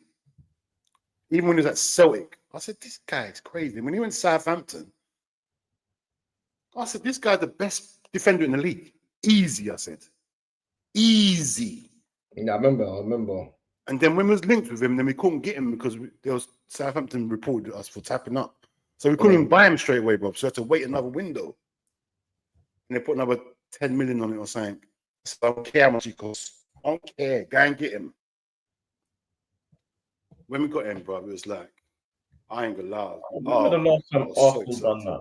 I don't remember the last time Arsenal bought a player that I really desperately wanted, apart from Declan Rice. I don't remember the last time we done that. I'm talking about a player that you see that you think that, oh, I really want to go get him. I mean, before you even linked with him. Yeah. Yeah, Declan Rice would have been Declan Rice. Because I wanted Declan Rice back as well. Yeah, but my thing is now, you see like what everyone's saying now about Rice, how consistent he's been recently, the last few games especially. That's what you buy him for. Like, yeah. All of a sudden, people talking about Caicedo. I don't know if Caicedo dropped off or not. What's happening with Caicedo? I think they're playing him right back, innit? Like, it's crazy. Like, playing him in position. But why are they playing him right back, though? I think they're trying to do this inverted role, innit? Me personally, Caicedo's playing midfield. I don't care about his inverted thing. I don't care. He's playing midfield. I'm playing there. I'm not trying to do this just to fit in. What's his name? Enzo or not? I don't care about Enzo. I'm done with that. But the thing is, weren't you excited about Sol Campbell? Oh yeah. Bro, I was doing. Remember, we didn't know where Sol Campbell was going, so I was on the internet. Yeah, that's the last one. Yeah, bro, I was on the internet refreshing every second, seeing where he's going. Because you weren't saying where he's going, because we was involved as well. When he said Arsenal, broke my heart. When he said he was going to Arsenal, broke my heart. Yeah, see what I'm saying? Yeah. That's how big a player Sol Campbell. When I say he's got Sol Campbell, one of the best players, centre backs I've seen in the Premiership here, bro. Everyone was linked with him when he said he's leaving Tottenham. Everyone wanted him, bro. He went to Arsenal. Pissed. Yeah, Sol Campbell definitely. I said Arsenal. That's it. Arsenal. That's it. I said no. Arsenal's done it. When he went to Arsenal, I said, yeah, it's done up. I wish I supported. I ain't gonna lie. I wish I was born as an Arsenal fan. So bare black players. I see. Oh man, this team's gonna be murderous now. Listen, let me go and sort myself up before trench talks. Otherwise, we'll be on there all the way to trench talks. Yeah, it's yeah, 5 o'clock, bro. Yeah, I need to eat it now, man. I'm just here. You know what I'm saying? You lot, make sure you lot subscribe, man. Don't be on there without subscribing, bro. You get me? No, some jolting. Make sure you lot subscribe. We've got trench talks today at 10 p.m. You'll see me, Dean, Jules, Hawks. We get drunk and Ash, big up Ash as well. Ash from Spurs Kings TV. He's gonna jump on. Chinks probably. Maybe one of my bedrooms from outside wants to jump on. Then you got Kaz, obviously. Daps might be there. There's a couple other people that message me. Oh, Geordie Dread might jump on as well. Oh yeah, Geordie. Yeah. Geordie Dread might be jumping on, but it's a proper what's it? Yeah, it's gonna be a rough. I'm gonna give him a rough introduction. All right, what's it? Donovan, yeah, it's this channel, bro. This channel here. That's what I'm saying. This channel and this channel, 10 p.m. tonight on this channel. Man. 10 p.m. tonight, man. Lock in. It's a thing now. Everyone knows about it now. If you're if you're from the trenches, you know about it. You get me? You know it, man. Everyone knows about trench talks now. You go into different streams and they're talking about it. I gotta stop drinking, so I'm gonna stop drinking so much on it now. You know what I'm saying? I'm gonna get a little bit more. I'm gonna not drink as much. If you watch the last one, you realize, oh yeah, you lot go deep. We go deep into it. You get me? Well, it is what it is, man. It is what it's it a is. proper show, fam. So a bit more man. It's a bit more man them talk and just have a real talk. You get me? Get to know about the characters a bit more on YouTube and that. You know yeah, bro, that's the thing. The trench talks is a relaxing. You don't tell me what you want the topic to be. Tell me now, and I'll set it up now. What topic? What do you want the topic to be? You don't tell me, bro. Because you know we're starting the topic. We're starting the topic and going to something else anyway. So, well, it goes anywhere. We deal with people's politics on YouTube. Like man, they'll have their own politics. I'll ask you direct questions about your politics on YouTube. Fam. Yeah, standard. Big man thing. Well, what do you want the topic to be? You tell me. You don't tell me. What topic do you think needs to be addressed? And then I'll just use that as a topic. Jules think he's not drinking. He's crazy. No, Jules. Oh, did you say he's not in the group? Yeah, yes, he's drinking. Jules, you're drinking. Shut up. Don't try it. You're drinking. Yeah, but it's true. Me and Jules are the only ones that drink. Though. No, we're not actually. We're not the only ones that drink. But man said school stories. All right, we can do school stories if you want. Fair enough. Yeah, it's calm. We go school stories, isn't it? It's because you put in first, isn't it? So we'll do. Are you gonna be there tonight? That's the thing. Are you gonna be there tonight then? Man said childhood jobs. I ain't had no childhood jobs. Childhood jobs. Well, me and Dean definitely don't have childhood jobs. Definitely didn't have childhood jobs. You definitely weren't. The childhood job is not the jobs you're thinking about, bro. Definitely had other plans. Definitely had other plans. It definitely wasn't. It weren't childhood jobs. It definitely weren't childhood. We was in a different world, fam. Don't know about childhood jobs. Childhood jobs. You should. Slim Hand. I don't know. Have you been? Do you not know Afterman yet, or what? You're saying things that. You're saying things like you don't know. Acting up, bro. You should know us by now, bro. Come on, man. I've seen your name about you. Must know us. Get me. Come on, fam. But yeah, we'll do school stories. What type of school? I got loads of school stories, you know. Yeah, man. It's bare stories, bro. But I Yeah, can't get into some of them. I can't get into some of them. Can't get into some of them though. I'm not opening because in case certain people are listening, I'm not opening old wounds. Certain people, man. There's definitely a menace in school. So yeah.